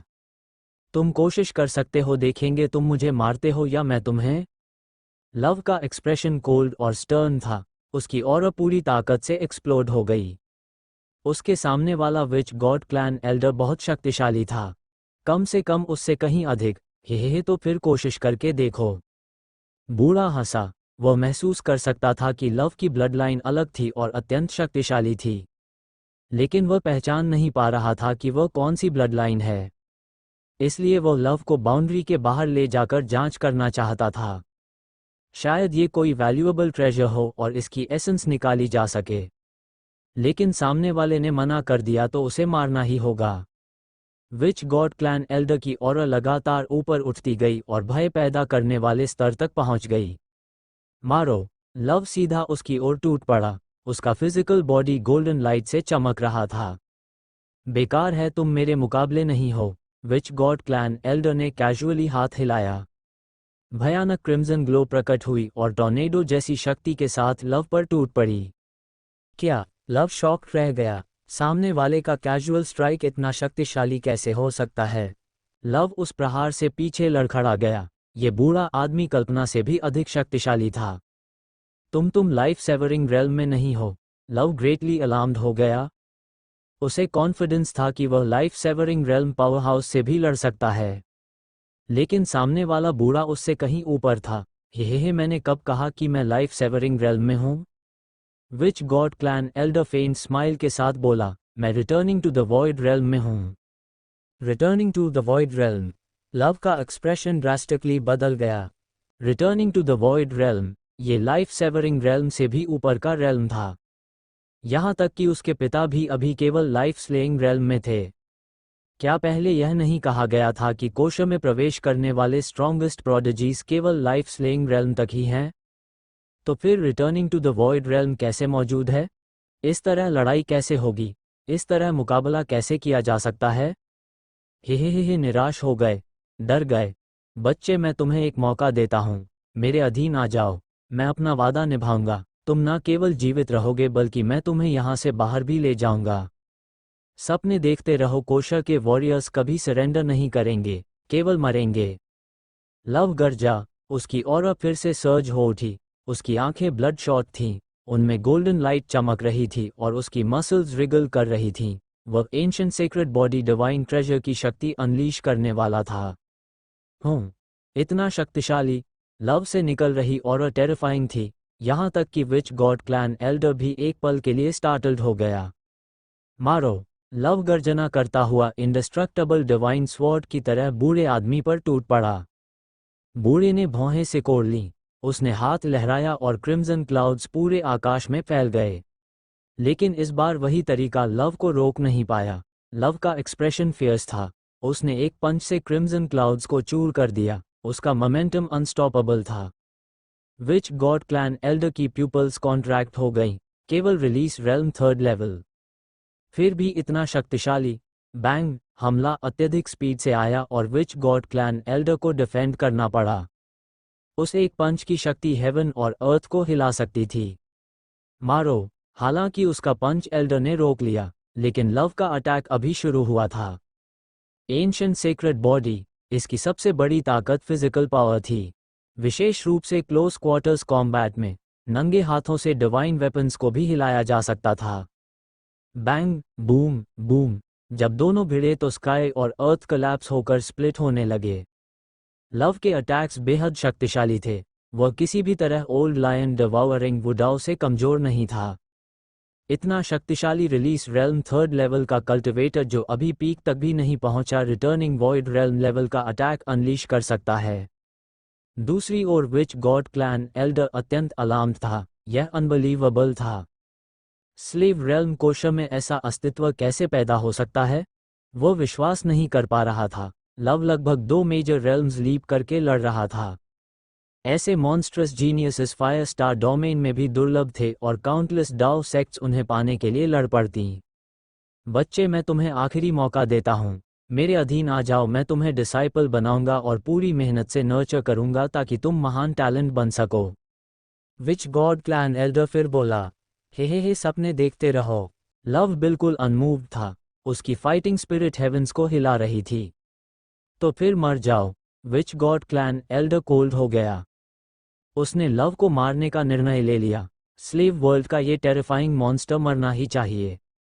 वह सौभाग्यशाली महसूस कर रहा था कि सामने वाला केवल रिलीज रेल्म थर्ड लेवल में था। अगर सामने वाला लाइफ सेवरिंग रेल्म तक पहुंच जाता तो अब उसकी अपनी जान भी खतरे में होती। हर ग्रेट कैलमिटी एक वंस इन अ मिलेनियम घटना थी। ऊपरी तौर पर ऐसा लगता था कि केवल विच गॉड क्लैन, आइस क्लैन और उनसे जुड़े कुछ रेसेस ही प्रवेश करते हैं, लेकिन वास्तव में विच गॉड क्लैन के एल्डर्स सीक्रेटली शैडोज में छिपकर 9 प्रोविंसेस में प्रवेश करते थे। उनका अस्तित्व इसीलिए था ताकि इम्पॉसिबल सिचुएशन को रोका जा सके। उन्हें डर था कि कहीं कोशा में कोई सुपर जीनियस हायर रेल्म तक ब्रेक थ्रू करके पैदा ना हो जाए। ऐसी संभावना बेहद कम थी, पूरे फायर स्टारफील्ड में करोड़ों वर्षों में भी शायद एक बार ना हो। लेकिन इस बार वह सच हो चुका था। सामने वाला केवल release of calamity realm third level में था, फिर भी इतना शक्तिशाली। अगर वह रिलीज रेल्म 9th लेवल तक पहुंच जाता तो, अगर वह लाइफ सेवरिंग रेल्म तक पहुंच जाता तो, सौभाग्य से। विच गॉड क्लैन एल्डर खुद को फॉर्चुनेट महसूस कर रहा था। लव का कल्टिवेशन टाइम अभी छोटा था। सौभाग्य से 9 प्रोविंसेस के लॉज इनकम्प्लीट थे, इसलिए यहां लाइफ स्लेइंग रेल्म तक ब्रेक थ्रू करना असंभव था, वरना ये कैलमिटी अनप्रेडिक्टेबल हो जाती और शायद उनकी विच गॉड क्लैन के लिए कैलमिटी बन जाती। लव ने विच गॉड क्लैन एल्डर पर फ्यूरियस अटैक जारी रखा, लेकिन एल्डर ने जब पूरी ताकत लगाई तब भी लव उसका मुकाबला नहीं कर सका। उसका कल्टिवेशन लेवल बहुत कम था, उसने बहुत कम समय तक कल्टिवेशन की थी। धत तेरे की। लव ब्लड कॉफ करने लगा। उसके शरीर की गोल्डन लाइट काफी डिम हो चुकी थी और वह वूंड से भरा हुआ था। विच गॉड क्लैन एल्डर बहुत अधिक शक्तिशाली था, फिर भी लव ने उसे घायल कर दिया था। उसके माउथ कॉर्नर से ब्लड ट्रिकल हो रहा था। अभी कुछ देर पहले लव के 2 पंचेस उस पर लगे थे। डेंजरस मॉन्स्टर, अगर तुम रिलीज रेल्म 9th लेवल तक पहुंच जाते तो शायद मुझसे लड़ सकते थे, अफसोस तुम्हारे पास अब मौका नहीं है। विच गॉड क्लैन एल्डर स्नियर करते हुए लव को मारने वाला था। उसे कोशा में एक पावरफुल ऑरा महसूस हो रही थी, वह भी उसने नोटिस की थी। वह डिवावरिंग लायन था और वह 9 प्रोविंसेस का नेटिव क्रिएचर नहीं लगता था। वह लव को मारना चाहता था, स्लेव वर्ल्ड के इस यंग मॉन्स्टर को पर्सनली अनाइलेट करना चाहता था। युद्ध। लव की आंखें ब्लड शॉट थीं। डेस्परेट सिचुएशन में धकेले जाने के बावजूद उसकी फाइटिंग स्पिरिट बाउंडलेस थी। उसने हाथ में सिरप उठा लिया। वह विच गॉड क्लैन एल्डर के साथ डेथ बैटल लड़ने वाला था। वह लव को मारना चाहता था, स्लेव वर्ल्ड के इस यंग मॉन्स्टर को पर्सनली अनाइलेट करना चाहता था। युद्ध। लव की आंखें ब्लड शॉट थीं। डेस्परेट सिचुएशन में धकेले जाने के बावजूद उसकी फाइटिंग स्पिरिट बाउंडलेस थी। उसने हाथ में सिरप उठा लिया। वह विच गॉड क्लैन एल्डर के साथ डेथ बैटल लड़ने वाला था। भले ही मरना पड़े, लव चाहता था कि कम से कम सामने वाले का एक टुकड़ा फ्लैश अपने साथ ले जाए। हे मर जाओ, बूढ़ा कोल्ली गरजा और इंस्टेंटली आगे बढ़ गया। लव अपनी लिमिट पर पहुंच चुका था, वह ओपोनेंट को मारने ही वाला था। लव ने मुंह खोला, वह फॉलिंग वैली लिक्विड निगलकर पीक बैटल करने ही वाला था। अचानक उसकी कलाई किसी हाथ ने पकड़ ली। बस करो, इसकी जरूरत नहीं है, उस व्यक्ति ने सॉफ्टली कहा जिसने लव की रिस्ट पकड़ी थी। सामने वाला witch god clan elder greatly alarmed हो गया और लाइटनिंग स्पीड से पीछे हट गया। यह व्यक्ति यहाँ कैसे पहुंचा, उसे बिल्कुल भी एहसास क्यों नहीं हुआ? पिता, लव ने सिर घुमाया, उसके चेहरे पर शेम और एक्साइटमेंट दोनों थे। हे ये तुम्हारी गलती नहीं है, तुम्हारा ओपोनेंट तुमसे 2 मेजर रेल्म्स ऊपर है, तुम्हारा हारना सामान्य बात है। आरव सॉफ्टली बोला, वह अपने बेटे को बहुत अच्छी तरह जानता था। लव कभी किसी से इन्फीरियर नहीं होना चाहता था, अपने पेयर्स में अनराइवल्ड। फिर भी आज हार गया, बेशक उसकी हार शेमफुल नहीं थी। ठीक है, अब यह मुझे संभालने दो, तुम जाकर थोड़ा आराम करो। आरव हल्का हंसा, जी पिता। लव ने सहमति में सिर हिलाया। उसने विच गॉड क्लैन एल्डर को डीपली ग्लेयर किया और फिर अपनी ऑरा वापस खींच ली। उसके शरीर की गोल्डन लाइट डिसपेट हो गई। तुम life severing realm 8th level peak. Witch god clan elder greatly alarmed हो गया। Life severing realm? क्या स्लेव रेल्म में वास्तव में कोई लाइफ सेवरिंग बीइंग पैदा हो गया था? पहले ही स्काई डिवावरिंग जायंट लायन का दिखना उस बूढ़े को शॉक कर चुका था, लेकिन अब दूसरा भी सामने आ गया। डिवावरिंग लायन बहुत बूढ़ा था, लगभग 1 लाख वर्ष पुराना। उसका लाइफ सेवरिंग रेल्म में होना सरप्राइजिंग जरूर था, लेकिन अनएक्सेप्टेबल नहीं। आखिर शायद ये कोई ट्रम्प कार्ड था जिसे स्लेव रेल्म पहले से छिपाकर बैठा था। लेकिन अब एक और निकल आया। तुम कौन हो? बूढ़ा शौक में चिल्लाया। 9 प्रोविंसेस का एम्परर, अभी तुमने मेरे बेटे को मारा था? आरव कोल्ली बोला। 9 प्रोविंसेस का एम्परर? स्लेव रेल्म का human emperor? Witch god clan elder greatly shocked हो गया। उसने आरव की बात का दूसरा हिस्सा कंप्लीटली इग्नोर कर दिया। स्लेव रेल्म में ह्यूमन एम्परर कब प्रकट हुआ? क्या दुनिया उलटने वाली है? यह अत्यंत महत्वपूर्ण मैटर था। उसे तुरंत 9 प्रोविंसेस में प्रवेश करने वाले बाकी वॉइड रिटर्निंग रेल्म एक्सपर्ट्स को कांटेक्ट करके ये खबर फैलानी थी। आते ही उन्होंने नोटिस कर लिया था कि इस बार स्लेव रेल्म अनयूजुअल था, लेकिन इतना अलग होगा इसकी कल्पना नहीं की थी। लेकिन एक ही इंस्टेंट में क्रिम्सन फ्लेम फायर ड्रैगन बनकर आरव के शरीर के चारों ओर घूमने लगी और फीनिक्स धर्म इमेज प्रकट हुई। उसने बजिंग साउंड के साथ वॉइड की ओर चीख लगाए। अब फीनिक्स धर्म फॉर्म लगभग 10 लाख फीट ऊंचा था। आरव पहले ही लाइफ सेवरिंग रेल्म तक पहुंच चुका था, इसलिए फीनिक्स धर्म फॉर्म नेचुरली और भी स्ट्रॉन्गर हो गया था। क्या? Witch god clan Elder shocked रह गया। ओपोनेंट की ऑरा टेरिफाइंग थी। लाइफ सेवरिंग रेल्म नहीं, वह रिटर्निंग टू एम्प्टीनेस रेल्म तक पहुंच चुका था, और शायद वॉइड रिटर्निंग रेल्म को भी पार कर चुका था। 100 फिनोमिना रेल्म? यह असंभव है, ऐसा कैसे हो सकता है? विच गॉड क्लैन एल्डर का एक्सप्रेशन ड्रास्टिकली बदल गया। अगले ही मोमेंट उसने वॉइड को चीरकर एस्केप करने की कोशिश की। उसके पास इस तरह के ओपोनेंट से लड़ने की बिल्कुल इच्छा नहीं थी। स्लेव रेल्म में केवल सुपर प्रोडिजी ही पैदा नहीं हुआ था, बल्कि 2 पैदा हुए थे, और यह व्यक्ति life severing realm 8th level peak की शक्ति रखता था। ये डिजास्टर था। उसे बाकी लोगों को कांटेक्ट करना था, आरव से निपटने का तरीका ढूंढना था, वरना उन्हें बाहर बाउंड्री के लोगों को नोटिफाई करना पड़ेगा ताकि विच गॉड क्लैन और आइस क्लैन के ट्रू पावर हाउसेस उतरकर इस भूमि को फिर से रैवेज कर सकें। लेकिन अब बहुत देर हो चुकी थी। Divine Phoenix slash crimson gold light divine sword की तरह हेवंस और अर्थ को क्लीव करती हुई नीचे उतरी और ब्लड रेड सन के नीचे भूमि को चमका गई। क्या? Witch god clan elder greatly alarmed हो गया। आरव ने अत्यंत तेजी से हमला किया। उसे भागने का मौका ही नहीं मिला। उसने डेस्परेटली रेजिस्ट करने की कोशिश की, लेकिन अंत में वह डिवाइन फीनिक्स स्लैश से पूरी तरह डिस्ट्रॉय हो गया। उसका शरीर एशेस और डस्ट में बदल गया। उसका फिजिकल बॉडी और प्राइमोर्डियल स्पिरिट दोनों साइमल्टेनियसली अनाइलेट हो गए। उसके पास रीजेनरेट या एस्केप करने की कोई शक्ति नहीं बची। 10वें रेल्म से ऊपर के बीइंग्स भी, returning to the void realm के पावरफुल एक्सपर्ट्स भी, यदि शक्ति पर्याप्त हो तो उन्हें आसानी से मारा जा सकता है। पिता लव शॉक रह गया। उसने उम्मीद नहीं की थी कि उसके पिता इतने स्ट्रांग होंगे।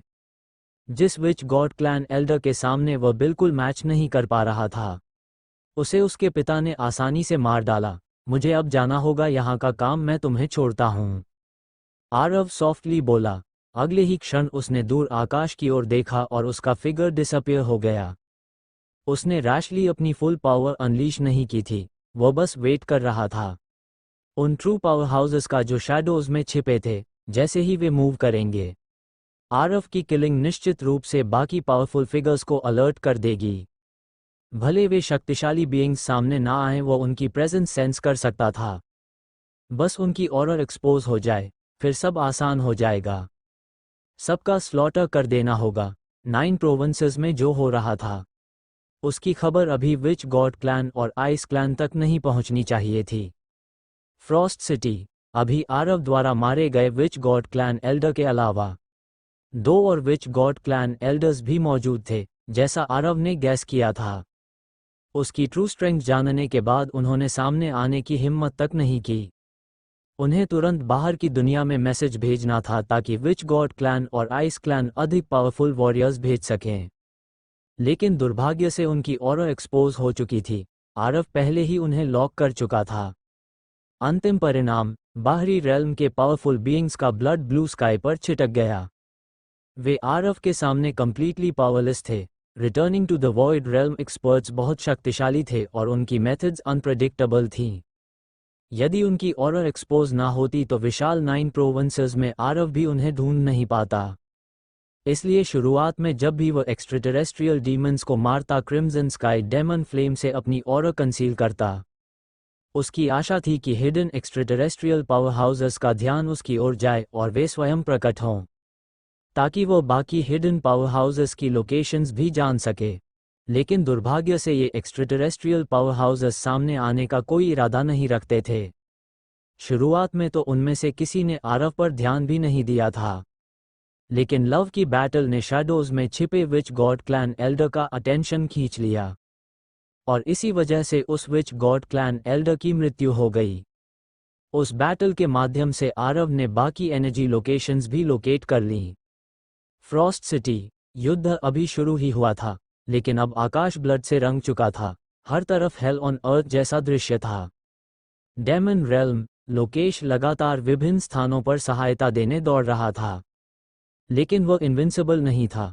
कई एक्स्ट्राटेरेस्ट्रियल पावर हाउसेस के कंबाइंड अटैक से सिवियरली इंजर्ड होने के बावजूद लोकेश फियर्सली लड़ता रहा। मैं बाहरी रेल्म के कुछ ब्रैट्स से कैसे हार सकता हूँ, ये लो। लोकेश गर्जा और टेरिफाइंग मोमेंटम के साथ आगे बढ़ा। वह extraterrestrial release realm 9th level peak के 4 मॉन्स्ट्रस टैलेंट से लड़ रहा था। धत तेरे की, यह आदमी इतना स्ट्रांग कैसे हो सकता है? ये केवल release realm 9th level peak में है, फिर इतना पावरफुल क्यों है? जो एक्स्ट्राटेरेस्ट्रियल प्रोडिजीज लोकेश से ब्रूटली बीटन हो रहे थे, वे अस्टोनिशमेंट से चिल्ला उठे। चारों मिलकर भी लोकेश को सप्रेस नहीं कर पा रहे थे। लोकेश और अधिक फरोशियस होता गया। ब्लडी बैटल के बाद उसने लगातार 2 एक्स्ट्राटेरेस्ट्रियल प्रोडिजीज को मार डाला। बाकी 2 भी एग्जॉस्टेड हो चुके थे और लोकेश से बुरी तरह बीटन हो रहे थे।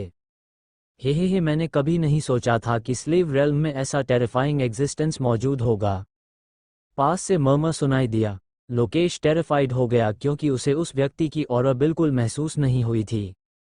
ओपोनेंट लाइफ सेवरिंग रेल्म में था। बाहर आओ, लोकेश शाउटेड। उसकी ऑरा सर्ज हुई और वह सराउंडिंग्स को वेरली देखने लगा।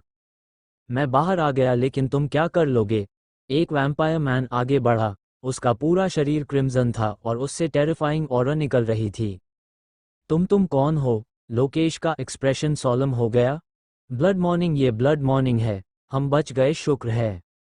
वे 2 एक्स्ट्राटेरेस्ट्रियल प्रोडिजीज जो लोकेश के हाथों मरने से बचे थे, अलार्म में चिल्लाए।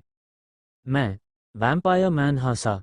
वैम्पायर जेम्स, स्लेव रेल्म का मानव, तुम काफ़ी इंटरेस्टिंग हो, क्यों ना मेरे स्लेव बन जाओ? जेम्स चकल करते हुए बोला, तुम्हारा स्लेव? लोकेश वाइल्ड लाफ्टर में फूट पड़ा, जैसे उसने दुनिया का सबसे मज़ेदार जोक सुन लिया हो। उसकी आंखें मर्डरस इंटेंट से भरी थीं। सपने देखते रहो। हे, बहुत अच्छा। तब मैं तुम्हें सप्रेस करूंगा और तुम्हारे शरीर का सारा ब्लड ड्रेन कर दूंगा। जेम्स ने फरोशियस स्माइल दिखाई, उसकी ऑरा अचानक अरप्ट हुई। Life severing realm 7th level peak. Bang bang. James ने हमला कर दिया। लोकेश कई ब्लडी बैटल्स लड़ चुका था और ऑलरेडी सीरियसली इंजर्ड था। इसके अलावा उसका कल्टिवेशन लेवल भी ओपोनेंट से इन्फीरियर था। लोकेश डेंजर में पड़ गया। उसका शरीर वैम्पायर मैन ने शैटर्ड कर दिया और उसका ब्लड डेमन रेल्म में बहने लगा। धत तेरे की। लोकेश ने फियर्सली टीथ ग्रिट किए। वह हार मानने को तैयार नहीं था। उसने स्टोरेज बैग से फॉलिंग वैली लिक्विड निकाला और उसे पीकर डेथ बैटल लड़ने की तैयारी करने लगा। भले ही वो अच्छी तरह जानता था कि फॉलिंग वैली लिक्विड पीने के बाद भी वह इस व्यक्ति का मैच नहीं होगा, फिर भी लोकेश लड़ना चाहता था। हे, एक एंट भी ड्रैगन को हिलाने की कोशिश कर रही है। वैम्पायर मैन जेम्स स्नेयर करते हुए बोला और लोकेश को कंटेम्प्चुअस नज़रों से देखने लगा। वे दोनों एक्स्ट्राटेरेस्ट्रियल प्रोडिजीज जो अभी अभी लोकेश के हाथों बचकर निकले थे ओवरजॉयड हो गए। उन्होंने ग्रेटफुली जेम्स की ओर देखा। अगर जेम्स समय पर नहीं आता तो वे आज मर चुके होते। हे एंट ड्रैगन। लोकेश कोल्डली बोला, शायद मैं एंट हूं, लेकिन तुम निश्चित रूप से ड्रैगन नहीं हो। ये कहने के बाद लोकेश फॉलिंग वैली एलिक्सिर पीकर ओपोनेंट से डेथ बैटल लड़ने वाला था। बहुत अच्छी बात कही। उसी समय पास से familiar आवाज आए। फॉलिंग वैली लिक्विड पकड़े लोकेश का हाथ हल्का कांप गया। कौन है? वैम्पायर मैन जेम्स सरप्राइज होकर चिल्लाया। कोई नियरबाई आ रहा है, लेकिन उसे बिल्कुल प्रेजेंस महसूस नहीं हुई। ओपोनेंट कितना स्ट्रांग है। हे 9 प्रोविंसेस का एम्परर आरव। वॉइड में क्रैक खुली और आरव बाहर कदम रख कर आया। जब लोकेश ने देखा कि वास्तव में आरव आया है तो उसने तुरंत राहत की सांस ली। धत तेरे की, आखिरकार तुम आ ही गए। लोकेश पूरी तरह एग्जॉस्टेड महसूस कर रहा था। अगर आरव थोड़ी देर और नहीं आता तो शायद वह यहीं पे रश हो जाता, भले तुरंत ना मरता, लेकिन कुछ समय बाद जरूर खत्म हो जाता, क्योंकि फॉलिंग वैली लिक्विड के कॉन्सिक्वेंसेस से बेहतर कोई नहीं जानता था। उसका माइंड प्रभावित हो जाता और स्ट्रेंथ भी सिग्निफिकेंटली ड्रॉप हो जाती। अब मैं आ गया हूं फिर भी शिकायत कर रहे हो, मैं भी थका हुआ हूं। आरव हल्का हंसा। अभी अभी उसने हेवनली डिवाइन कॉन्टिनेंट में छिपे आखिरी वॉइड रिटर्निंग रेल्म एक्सपर्ट को मारा था। वो व्यक्ति डेमन रेल्म में छिपा हुआ था। तुम किस रेल्म में हो? वैम्पायर मैन जेम्स ने अचानक पूछा। उसे आरव से डेंजर महसूस हो रही थी, इंटेंस डेंजर। Realm level.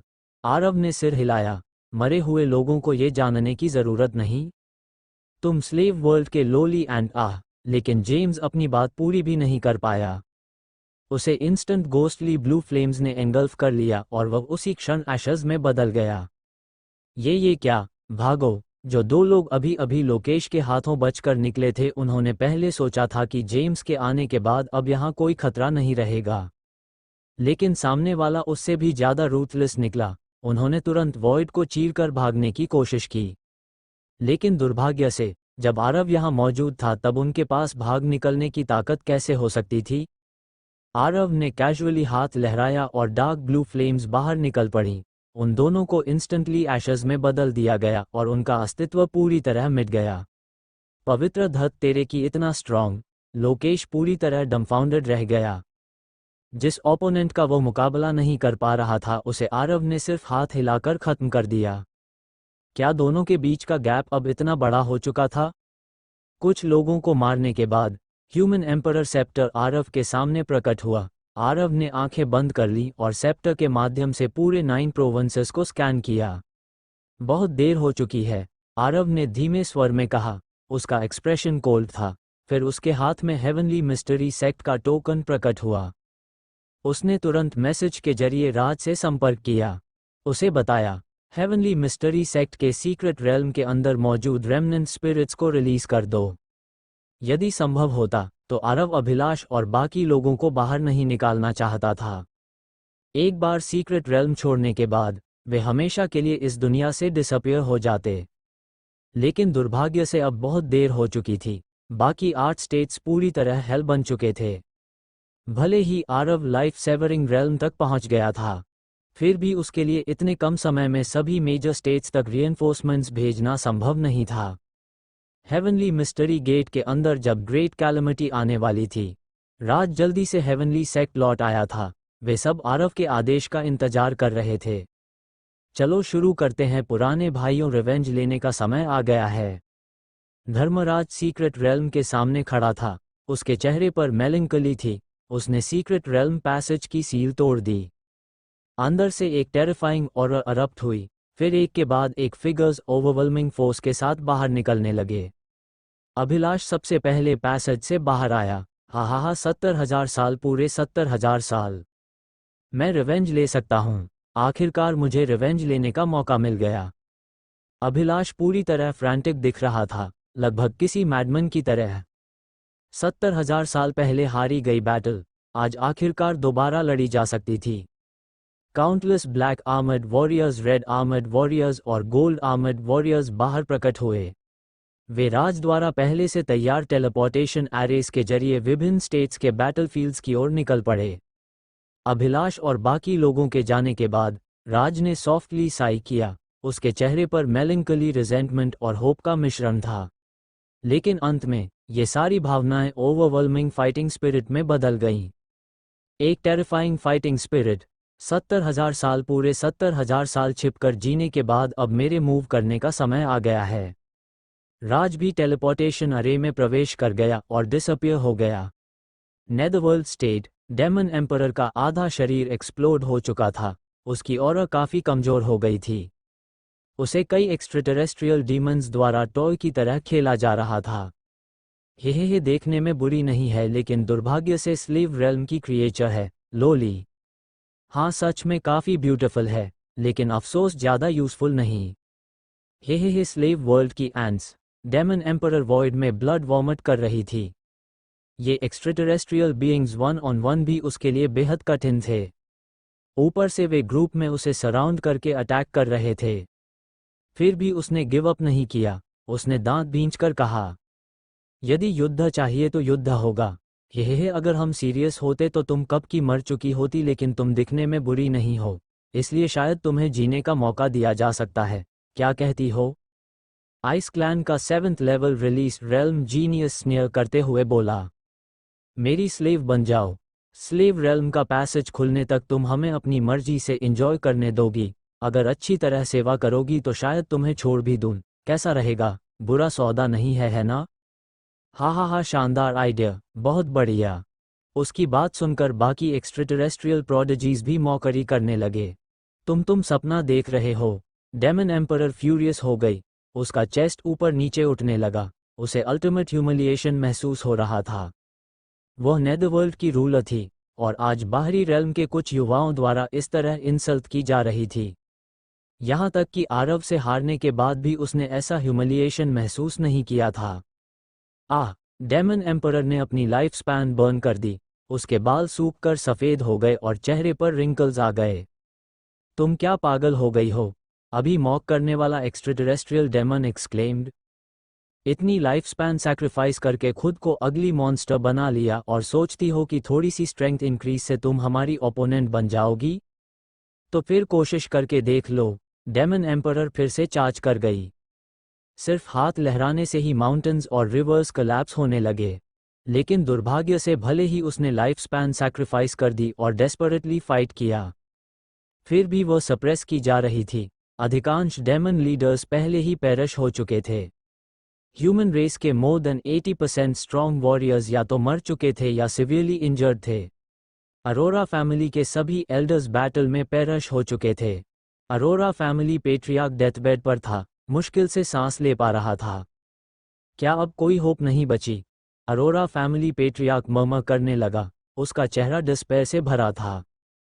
उसके पास सेल्फ डिस्ट्रक्ट करने की ताकत भी नहीं बची थी। उसे बाकी मेजर स्टेट्स की स्थिति का पता नहीं था। वह सिर्फ इतना जानता था कि नेदरवर्ल्ड स्टेट पूरी तरह कोलैप्स होने वाला है। लेकिन अगले ही मोमेंट वॉइड में काउंटलेस आर्मर्ड वॉरियर्स प्रकट हो गए। काउंटलेस आर्मर्ड वॉरियर्स प्रकट हुए। उनमें से हर एक टेरिफाइंग फाइटिंग स्पिरिट रिलीज कर रहा था। फिर वे सीधे विभिन्न बैटलफील्ड्स की ओर स्टॉर्म कर गए। ये क्या है? अरोरा फैमिली पेट्रियार्क पूरी तरह शॉक रह गया। यह क्या हो रहा था? क्या ये हिज मैजेस्टी का बैकअप प्लान था? इतने स्ट्रॉन्ग, खास तौर पर dozens of golden armoured warriors. उन सभी के पास रिलीज रेल्म की स्ट्रेंथ थी। क्या ये आर्मर्ड वॉरियर्स कौन हैं? पहले इन्हें मारो। जो एक्स्ट्राटेरेस्ट्रियल जीनियसेस नेदरवर्ल्ड की क्रीचर्स का मैसेकर कर रहे थे वे भी अलार्म्ड हो गए। अचानक इतनी बड़ी संख्या में आर्मर्ड वॉरियर्स प्रकट हो गए थे और वे सभी इतने पावरफुल थे, विशेष रूप से गोल्डन आर्मर्ड वॉरियर्स। हर एक टेरिफाइंग ऑरा रिलीज कर रहा था। मारो रॉस पूरे हेवंस में एको होने लगी। स्थिति अचानक बदल गई। भले ही प्रशांत प्रीफेक्चर की स्थिति अभी भी अनफेवरेबल थी, लेकिन कम से कम अब ये वन साइडेड स्लॉटर नहीं रह गया था। डेमन एम्परर को भी फाइनली ब्रीदिंग स्पेस मिल गई, क्योंकि dozens of golden armoured warriors उसकी सहायता के लिए पहुंच चुके थे। रीबिकॉन प्रीफेक्चर का रॉयल पेट्रियार्क बैटल में पेरिश हो चुका था। उसका ब्लड पूरे आकाश में फैल गया था। फेदर एम्परर स्टेट के अनेक release realm cultivators brutally killed हो चुके थे। स्थिति पूरी तरह वन साइडेड थी। अब ये टेरिटरी हमारी है, सबको स्लॉटर कर दो और सारे रिसोर्सेज सीज कर लो। लाइफ स्लेइंग रेल्म का एक एक्स्ट्राटेरेस्ट्रियल प्रोडिजी स्नीयर करते हुए बोला। उसके हाथ ब्लड से रंगे हुए थे। वह रीबिकॉन प्रीफेक्चर के रॉयल एंसेस्टर का ब्लड था। लेकिन अगले ही मोमेंट आर्मर्ड वॉरियर्स स्काई में प्रकट हुए। विशेष रूप से उनमें मौजूद गोल्डन आर्मर्ड वॉरियर्स ने सभी को सरप्राइज कर दिया। जो एक्स्ट्राटेरेस्ट्रियल जीनियसेस ब्लडथर्स्टी फ्रेंजी में घूम रहे थे वे भी रुक गए। लेकिन लाइफ सेवरिंग रेल्म वाला प्रोडिजी अब भी काम और अनकंसर्न था। रिलीज कैलमिटी रेल्म, उसकी नज़र में चाहे कितने भी आ जाएं, वे सिर्फ मौत की ओर बढ़ रहे थे। हे मुझे उम्मीद नहीं थी कि स्लेव रेल्म सिर्फ रेजिस्ट ही नहीं करेगा बल्कि कुछ ट्रिक्स भी छिपा कर रखेगा। वह स्नेयर करने लगा। उसकी किलिंग इंटेंट चारों दिशाओं में फैल गई। वो पर्सनली एक्शन लेकर इस ग्रुप ऑफ आर्मर्ड वॉरियर्स को सप्रेस करना चाहता था। इस टेरिटरी को पूरी तरह ऑक्यूपाई करके इसके रिसोर्सेज लूट लेना चाहता था। हे तुम बाहरी रेल्म के छोटे ब्रैट इतनी एरोगेंस दिखाने की हिम्मत करते हो? काउंटलेस आर्मर्ड वॉरियर्स अचानक दोनों ओर हट गए और अभिलाष उनके बीच से बाहर निकला। उसकी किलिंग इंटेंट बॉइलिंग कर रही थी। वह आदमी स्टन रह गया, क्योंकि सामने वाला व्यक्ति बेहद डेंजरस महसूस हो रहा था। हा 70,000 साल। मैंने इस बैटल के लिए पूरे 70,000 साल इंतजार किया है। अफसोस कि मेरे पास फिजिकल बॉडी नहीं है, इसलिए मैं अपनी फुल स्ट्रेंथ रिलीज नहीं कर सकता, लेकिन फिर भी यह काफ़ी है। अभिलाष ने रोर किया और उसकी ऑरा अचानक सर्च करने लगी। वह लाइफ सेवरिंग रेल्म के पीक 9th लेवल तक पहुंच गया और उसकी ऑरा अब भी बढ़ रही थी। क्या लाइफ सेवरिंग रेल्म वाला एक्स्ट्राटेरेस्ट्रियल प्रोडिजी पूरी तरह अलार्म्ड हो गया। सामने वाला उससे भी ज्यादा स्ट्रॉन्ग था। मारो, अभिलाष आगे बढ़ गया। यह उसकी अंतिम और ग्लोरियस बैटल थी। आर्मर्ड वॉरियर्स भी डिस्पर्स हो गए और अपनी अंतिम बैटल की तैयारी करने लगे। 70,000 साल पहले अधूरी रह गई बैटल को अब खत्म किया जाना था। साथ ही अभिलाष ने उन एल्डर्स को भी बाहर आने पर मजबूर कर दिया जो शैडोज में छिपे हुए थे। बार्बेरियन एम्परर स्टेट, ये ग्रेट स्टेट पूरी तरह डिस्ट्रॉयड हो चुका था। रॉयल फैमिली का मैसेकर किया जा चुका था। आरव द्वारा यहां अरेंज किए गए डिवाइन जनरल्स और हेवनली मिस्टरी सेक्ट के पावरफुल एक्सपर्ट्स भी पेरिश हो चुके थे। मारो, स्लेव रेल्म की सभी क्रीचर्स को स्लॉटर कर दो। मैं इस पूरी टेरिटरी को ब्लड पिल्स में रिफाइन कर दूंगा। हा। लाइफ सेवरिंग रेल्म का एक extraterrestrial demonic genius wildly laugh कर रहा था। वो विच गॉड क्लैन या आइस क्लैन से नहीं था, वो ब्लैक हॉर्न क्लैन से था। उसका अपीयरेंस इंसानों जैसा था, लेकिन फोरहेड पर एक ब्लैक हॉर्न मौजूद था। फायर स्टारफील्ड की पावरफुल रेसेस में से एक, और वह ब्लैक हॉर्न क्लैन का टॉप प्रोडिजी था। उसके आसपास आइस क्लैन और गोल्डन क्लैन के अनेक जीनियसेस सटली उसका नेतृत्व फॉलो कर रहे थे। और तभी स्काई में आर्मर्ड वॉरियर्स प्रकट हुए। Backup plan. Black horn clan का प्रोडिजी हंस पड़ा। सबसे स्ट्रॉन्ग लोग भी सिर्फ रिलीज कैलमिटी रेल्म में हैं, और वे भी अभी शुरुआत में हैं। इससे क्या बदल जाएगा?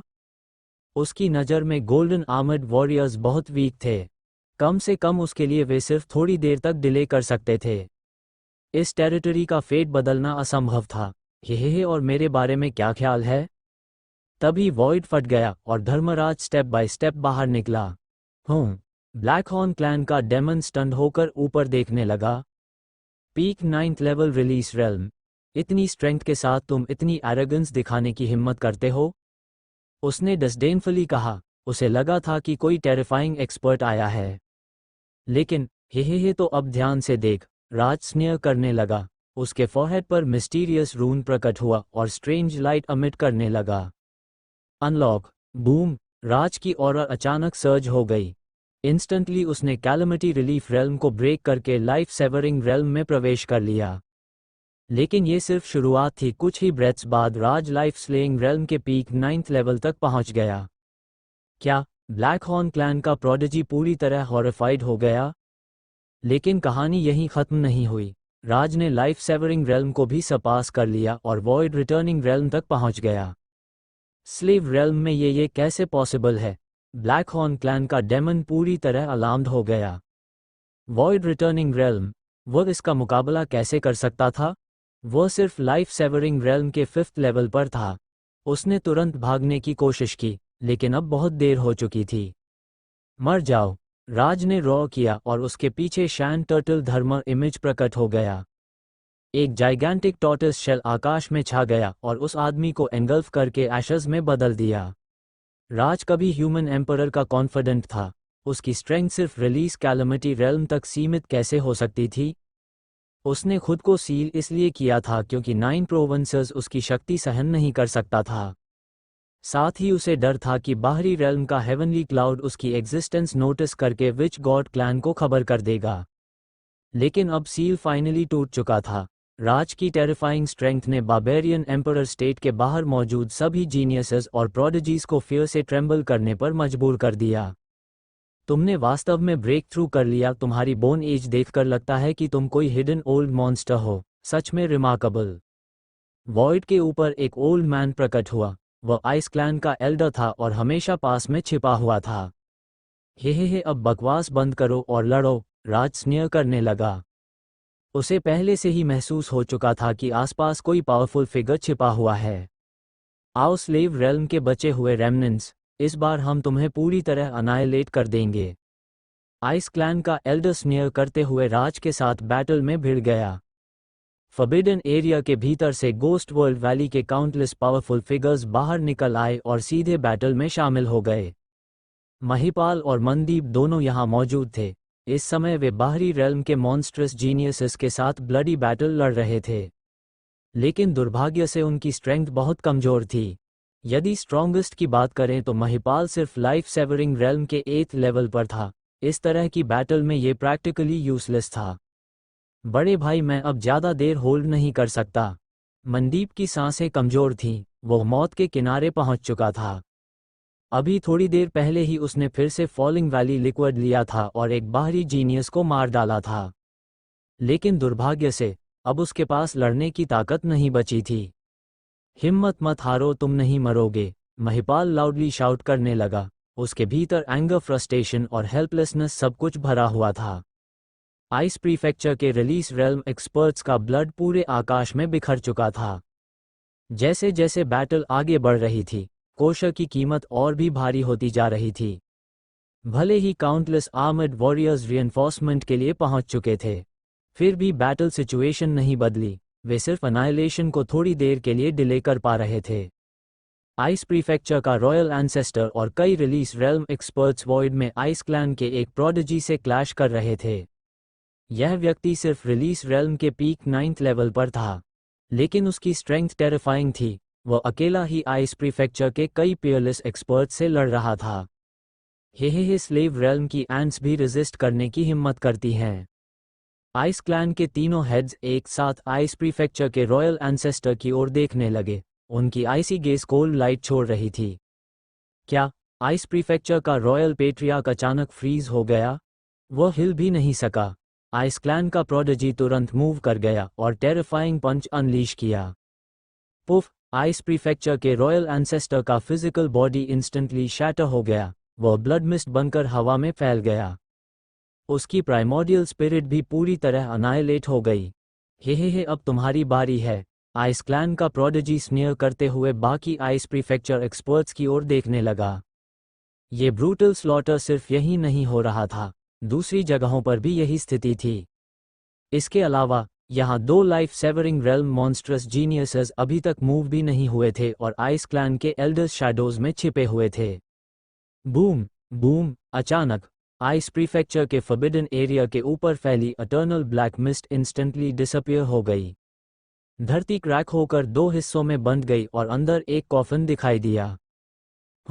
यह क्या है? पूरा आइस प्रीफेक्चर शॉक रह गया। फॉरबिडन एरिया की दिशा से एंडलेस डेथ ऑरा फैलने लगी। एक एक्सट्रीमली पावरफुल ऑरा प्रकट हुई जिसने पूरे आइस प्रीफेक्चर को ट्रेम्बल कर दिया। Great calamity decisive battle. एक almost decaying old man coffin के अंदर से बाहर निकला। उसका सूखा हुआ शरीर टेरिफाइंग रिपल्स अमिट कर रहा था। सिर्फ कुछ कदम चलते ही उसने काउंटलेस माइल्स पार कर लिए और बैटलफील्ड पर पहुंच गया। आइस प्रीफेक्चर रॉयल फैमिली के लोग ओल्ड मैन को देखकर ड्रास्टिकली चेंज हो गए।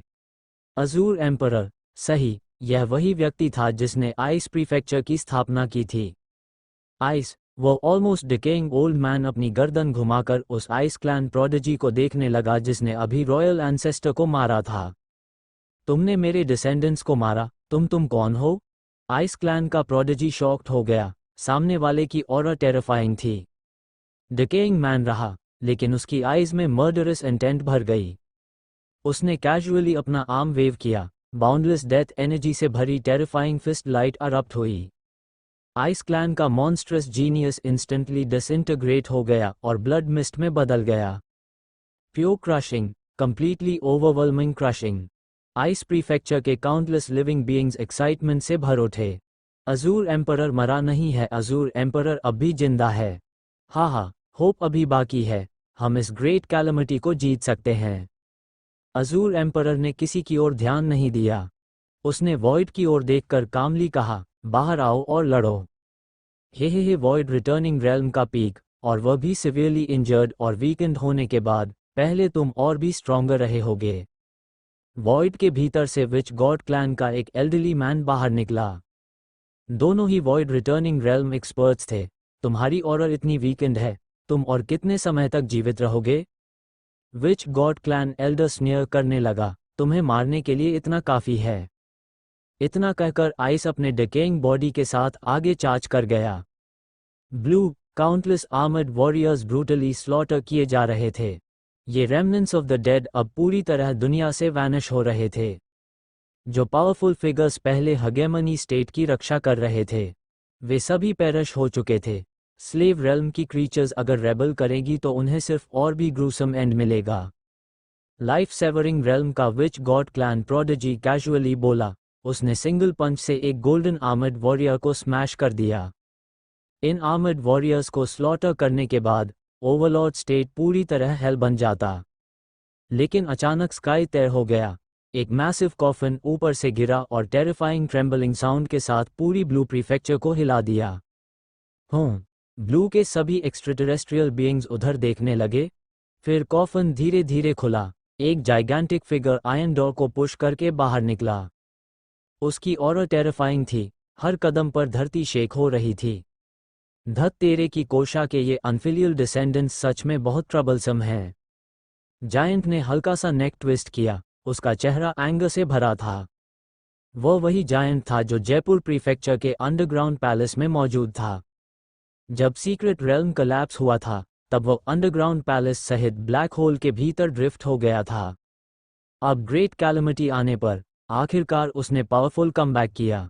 पूरे ब्लू प्रीफेक्चर के काउंटलेस लोग शॉक रह गए।